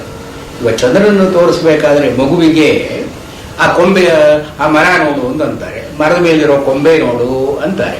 ಕೊಂಬೆ ಮೇಲೆ ಚಂದ್ರ ಇದಾನಲ್ಲ, ಕೊಂಬೆ ಮೇಲೆ ಇರೋಣ ಚಂದ್ರ ಅಂತ ಕರೀತಾರೆ. ವಾಸ್ತವವಾಗಿ ಚಂದ್ರ ಕೊಂಬೆ ಮೇಲೆ ಇಲ್ಲ. ಇವನ ದೃಷ್ಟಿಯನ್ನು ಆ ಕಡೆ ತೋರಿಸೋದಕ್ಕಾಗಿ ಈ ಒಂದು ಲಕ್ಷಣವನ್ನು ಕೊಟ್ಟಿದ್ದಾರೆ. ಹಾಗೆ ಜನ್ಮಾದ್ಯಸ್ಯತಃ ಅಂತಿದೆಯೇ ಹೊರತು ಯಾರಿಂದ ಜಗತ್ತು ಹುಟ್ಟಿತೋ, ಯಾರಿಂದ ಜಗತ್ತು ಇದೆಯೋ, ಯಾರಲ್ಲಿ ಜಗತ್ತು ಪರ್ಯವಸಾನ ಹೊಂದಿತೋ ಅದು ಬ್ರಹ್ಮ ಅಂತ ಅಲ್ಲ. ಇದು ಲಕ್ಷಣತ್ವೇನ ಹಾಗೆ. ಇದನ್ನು ಯಾರು ಕುಂಬಾರ, ಯಾರು ಮಡಕೆಯನ್ನು ಮಾಡಿದನೋ, ಯಾರು ಅದನ್ನು ಇಟ್ಕೊಂಡಿದ್ದಾನೋ, ಯಾರು ಒಡೆದು ಹಾಕ್ತಾನೋ ಅವನು ಕುಂಬಾರ ಅಂತ ಲಕ್ಷಣವನ್ನು ಹೇಳಿದಾಗ ಅಲ್ಲ. ಇದು ಪರಮಾರ್ಥ ವ್ಯವಹಾರವಾಗಿ ಎಲ್ಲಿ ಕಾಣಿಸ್ಕೊಳ್ಳುತ್ತೋ ಅದು ಜಗತ್ತು. ಜನ್ಮಾದ್ಯಸ್ಯ ಯತಃ. ಇಲ್ಲಿ ಹೀಗೆ ಈ ಒಂದು ಪರಮಾರ್ಥದಿಂದ ವ್ಯವಹಾರ ಅಂದ್ರೆ ವ್ಯವಹಾರ ವಿಶಿಷ್ಟವಾದ ಪರಮಾರ್ಥ, ಇದನ್ನು ಜಗತ್ತು ಅಂತ ಕರಿತೀವಿ. ರಾಮಾನುಜಾಚಾರ್ಯರ ಪ್ರಕಾರ ಬ್ರಹ್ಮನ ಲಕ್ಷಣ ಇದು. ವ್ಯವಹಾರವಾಗಿಯೂ ಕಾಣಿಸ್ಕೊಳ್ತಾನೆ, ಪರಮಾರ್ಥವಾಗಿಯೂ ಕಾಣಿಸ್ಕೊಳ್ತಾನೆ. ಇದನ್ನು ಯಾರು ಶಂಕರಾಚಾರ್ಯ ಎಲ್ಲಿ ಇಲ್ಲ ಅಂತ ಹೇಳಿದ್ದಾರೆ? ಇದು basic position of Ramanujacharya. Is not something new. ಶಂಕರಾಚಾರ್ಯರು ಪರಮಾರ್ಥ ವ್ಯವಹಾರ ಅಂತ ಎರಡು ವ್ಯತ್ಯಾಸವನ್ನು ಹೇಳಿದ ಮೇಲೆ ಇದು ವಿಶಿಷ್ಟ ಅಂತ ಅನ್ನೋದು ಬಂದೇ ಬಂತು. ಇದು ವ್ಯವಹಾರದಲ್ಲಿ ಒಂದು ವ್ಯವಹಾರ್ಯವಾದ ಪ್ರಪಂಚ, ಪರಮಾರ್ಥದ ಪ್ರಪಂಚ. ಹೀಗೆ ತತ್ರ ವೈ ಪಶ್ಯಂತಿ ಯತ್ರ ತಸ್ಯ ಪಶ್ಯಂತಿ ಯೇ ಜಾತಿ ಖೇ ವೈ ಪಶ್ಯಂತಿ ಪದಂ ಅಜಾತಂ ಜಾಯತೆ ಯಸ್ಮಾತ್ ಅಜಾತಿ ಪ್ರಕೃತಿಸ್ತತಃ ಪ್ರಕೃತೇರನ್ಯಥಾ ಭಾವೋ ನ ಕಥಂಚಿತ್ ಭವಿಷ್ಯತಿ. ಅಜಾತಂ ಜಾಯತೆ ಯಸ್ಮಾತ್. ಅಜಾತಂ ಯಾವುದಕ್ಕೆ ಆದಿ ಅಂತ ಇಲ್ಲವೋ, ಅಜಾತಂ ಅಂದ್ರೆ ಯಾವುದು ಹುಟ್ಟಿಲ್ಲವೋ, ಯಾವುದು ಹುಟ್ಟು ಅಂತ ಅನ್ನೋದು ಯಾವುದಕ್ಕೆ ಇಲ್ಲವೋ, ಯಾವುದಕ್ಕಿಲ್ಲ. ಈ ಪರಮಾರ್ಥ ಅಂತ ನಾವು ಏನು ಹೇಳಿದ್ವಲ್ಲ, ಈ ಬ್ರಹ್ಮ ಅಂತ ಅನ್ನೋನು ಅವನಿಗೆ ಅಜಾತ. ಬ್ರಹ್ಮ ಅಥವಾ ಪರಮಾರ್ಥ ಅಂತ ಅನ್ನೋದು ಅಜಾತ. ಯಾವಾಗ ಶುರುವಾಯಿತು ಅಂತ ಗೊತ್ತಿದ್ರೆ ಯಾವಾಗ ಮುಗಿಯುತ್ತೆ ಅಂತ ಗೊತ್ತಿರಬೇಕು ನಮಗೆ. ಹಾಗೆ ಆದವು ಅಂತೇಚ, ಅದು ಮೊದಲು ಇರಲಿಲ್ಲ ಆಮೇಲೆ ಇರಲಿಲ್ಲ ಅಂದ್ರೆ ಅಂತ ಬ್ರಹ್ಮನ ಕಟ್ಕೊಂಡು ನಾವೇನ್ ಮಾಡೋದು? ಅದರಿಂದ ಅಜಾತಂ ಬ್ರಹ್ಮ ಯಸ್ಮಾತ್ ಜಾಯತೆ, ಹುಟ್ಟಿದ ಹಾಗೆ ಕಾಣಿಸ್ಕೊಳ್ಳುತ್ತಾನೋ. ಅಜಾತಿ ಪ್ರಕೃತಿ ತತಃ. ಇದು ಅಜಾತಿ ಅಂತ ಅನ್ನೋದು ಅವನ ಪ್ರಕೃತಿ, ಅವನ ಸ್ವಭಾವ. ತಸ್ಯ ಅಜಾತಿ ಪ್ರಕೃತಿ ಏವ. ಅದು ಬ್ರಹ್ಮನ ಸ್ವಭಾವವೇ ಅಜಾತಿ. ಈ ಜಗತ್ತು ನಮಗೆ ಹುಟ್ಟಿದಾಗ ಕಾಣಿಸಬಹುದು, ಜಗತ್ತು ಸಾದಿ ಇದ್ದಾಗ ಕಾಣಿಸಬಹುದು. ಆದರೆ ಅದು ಬರೀ ಕಾಣೋದಷ್ಟೇನೆ, ಅದ ಅಜಾತಿ ಅಲ್ಲ. ಇವಾಗ ವಸ್ತು ಇಲ್ಲಿದೆ, ನಾನು ಅದನ್ನು ನೋಡ್ತಾ ಇದ್ದೀನಿ. ಯಾವಾಗ ನೋಡ್ತಾ ಇದ್ದೀನಿ? ಇವಾಗ ನೋಡ್ತಾ ಇದ್ದೀನಿ, ಬೇಕಾದ್ರೆ ಹೊತ್ತು ಹೇಳ್ಬೋದು. ಈಗ ನನ್ನ ಜ್ಞಾನ ಹುಟ್ಟಿತು ಅಂದ್ರೆ ವಸ್ತುವಿಗೂ ನನಗೂ ಸಂಪರ್ಕ ಈ ಹೊತ್ತು ಶುರುವಾಯಿತು. ಇದು ವ್ಯವಹಾರ ಪ್ರಪಂಚ. ಆದ್ರೆ ವಸ್ತು ನಾನು ನೋಡಿದ ಮೇಲೆ ಶುರುವಾಯಿತು ಅಂತಲ್ಲ, ವಸ್ತುವಲ್ಲಿ ಇದೆ. ನನ್ನ ಪಾಲಿಗೆ ಅನಾದಿ ಅದು, ಅದಕ್ಕೆ ಅಜಾತಿ. ನಾನು ಅದನ್ನು ನೋಡಿದ ಮೇಲೆ ಹುಟ್ಟಲಿಲ್ಲ. ಅದು ನಾನಿಲ್ಲಿ ನೋಡೋದಕ್ಕಿಂತ ಮುಂಚೆ ಯಾವುದೋ ಕಾಲದಿಂದ ಅಲ್ಲಿದೆ, ಅದು ಅನಾದಿಯೇ. ಅದು ನಾನು ಅದನ್ನು ನೋಡೋದು ಸಾದಿ, ಅದು ಅನಾದಿ. ನಾನು ನೋಡ್ಬೇಕದು ಸಾದಿ. ಅನಾದಿಯಾದದ್ದು ಪರಮಾರ್ಥ. ಇರೋದಿದ್ದ ಹಾಗಿದೆ ಪರಮಾರ್ಥ. ನಾನು ನೋಡ್ಲಿ ಬಿಡ್ಲಿ ಅದು ಇರೋ ಹಾಗಿದೆ ಪರಮಾರ್ಥ. ಅದು ನಾನು ನೋಡಿದ್ರೆ ಇದು ಹೀಗೆ ಕಾಣುತ್ತೆ ಅಂತಂದ್ರೆ ಅದು ವ್ಯವಹಾರ. ಅದು ನನಗೆ ಸೇರಿದ ಹಾಗೆ ವಸ್ತು. Relative to me an object acquires a form. ಇದು ಸಾದಿ, ಇದಕ್ಕೊಂದು ಬಿಗಿನಿಂಗ್ ಅಂತ ಇದೆ. ಆದ್ರೆ ಅದು ಇದಾಗಿ ಪರಿಣಮಿಸ್ತು ಅಂತ ಹೇಳೋ ಆಗಿಲ್ಲ. ನನ್ನಿಂದ ಈ ಒಂದು ವ್ಯವಹಾರ ಶುರುವಾಯಿತು. ವಸ್ತುವಿನಲ್ಲಿ ವ್ಯವಹಾರ ಇದೆಯೋ? ವಸ್ತುವಿನಲ್ಲಿ ವ್ಯವಹಾರ ಅಂತಿಲ್ಲ. The object is the same whether I see it or not. ನಾನು ಅದನ್ನು ನೋಡ್ಲಿ ಬಿಡ್ಲಿ ವಸ್ತು ಇರೋ ಹಾಗೆ ಇದೆ. ಆದ್ರಿಂದ ಬ್ರಹ್ಮನಿಂದ ಜಗತ್ತು ಬಂತು ಅಂದ್ರೆ ಬ್ರಹ್ಮನಿಂದ ಬ್ರಹ್ಮನಲ್ಲಿ ಏನಾದರೂ ಒಂದು ಊನ ಆಯಿತೋ, ಏನಾದರೂ ಕೊರತೆ ಆಯಿತೋ, ನನ್ನ ಹತ್ರ ಇದ್ದದ್ದು ದುಡ್ಡು ಬೇರೆಯವರಿಗೆ ಕೊಟ್ರೆ ನನ್ನ ಹತ್ರ ಕಡಿಮೆ ಆಯಿತು, ಅಥವಾ ಇಲ್ಲಿದ್ದನ್ನು ಒಂದು ಸ್ವಲ್ಪ ಆ ಕಡೆ ಇಟ್ಟರೆ ಕಡಿಮೆ ಆಯ್ತು. ಹಾಗೆ ಬ್ರಹ್ಮನಿಂದ ಜಗತ್ತು ಬಂದ ಮೇಲೆ ಬ್ರಹ್ಮನಲ್ಲಿ ಒಂದು ಊನ ಅಂತ ಹೇಳಬಹುದು, ನಾವು ಒಂದು ಕೊರತೆ ಅಂತ ಹೇಳಬಹುದು. ಜಗತ್ತು ಇದೆ ಬ್ರಹ್ಮನೂ ಇದೆ ಅಂತಂದ್ರೆ ಜಗತ್ತು ಬ್ರಹ್ಮ ಸೇರಿ ಪೂರ್ಣ. ಆದ್ರೆ ಜಗತ್ತು ಅಂತ ಹೊರಗೆ ಬಂದ್ಬಿಟ್ಟ ಮೇಲೆ ಬ್ರಹ್ಮ ಅಪೂರ್ಣ ಆಯ್ತಲ್ಲ. ಅಂದ್ರೆ ಹಾಗೆ ಬರಲಿಲ್ಲ. ಒಂದೇನೋ ಮಣ್ಣಿನ ಮುದ್ದೆ ಇಟ್ಟು ಅಥವಾ ಒಂದು ಅನ್ನದ ಮುದ್ದೆ ಇಟ್ಟು ಒಂದು ಮುದ್ದೆ ಆ ಕಡೆ ಇಟ್ಟರೆ ಏನು ಕಡಿಮೆ ಆಯಿತು ಅಂತ ಹೇಳೋ ಹಾಗೆ ಬ್ರಹ್ಮನಿಂದ ಜಗತ್ತು ಬಂದದ್ದಲ್ಲ. ಇದು ಇಲ್ಲೇ ಇತ್ತು, ನಾನು ನೋಡುವಾಗ ಇದು ಹೀಗೆ ಕಾಣ್ತು, ನಾನು ನೋಡದೆ ಇದ್ರೆ ಕಾಣ್ತಾ. ಹೀಗೆ ಜಗತ್ತಿಗೂ ಬ್ರಹ್ಮನಿಗೂ ಸಂಬಂಧ. I don't know if I have made my self clear. ಇಲ್ಲಿ ವೇದಾಂತದಲ್ಲಿ ಇದು ತುಂಬಾ ಇದು ಇಟ್ಸ್ ಆಕ್ಚುಲಿ ಸಿಂಪಲ್, ಬಟ್ ಈ ಬೇರೆ ಬೇರೆ ಪ್ರಣಾಳಿಕೆಗಳು ಬಂದು ಇದನ್ನ ತುಂಬಾ ಕನ್ಫ್ಯೂಸ್ ಮಾಡಿದ್ರು. ಬ್ರಹ್ಮನಿಂದ ಜಗತ್ತು ಬಂತು ಅಂದ್ರೆ ಅಲ್ಲ, ಮೆಟೀರಿಯಲ್ಲೂ ಇಲ್ಲ. ಅದು ಜಗತ್ತಿನ ಬ್ರಹ್ಮನಿಂದ ಜಗತ್ತು ಬಂತು ಅಂತಂದ್ರೆ ಅಷ್ಟು ಕಮ್ಮಿ ಆಯ್ತಲ್ಲ ಜಗತ್ತು. ಇದು ಬ್ರಹ್ಮನಿಂದ ಅದೇ ಅಲ್ಲ, ಹೀಗೆ ಬಂತು ಅಂತ ಅನ್ನೋದು ಕೂಡ it is not an act of separation of the world from the Brahman. ಇವಾಗ ಬ್ರಹ್ಮ ಜಗತ್ತನ್ನು ಸೃಷ್ಟಿ ಮಾಡಿಬಿಟ್ಟು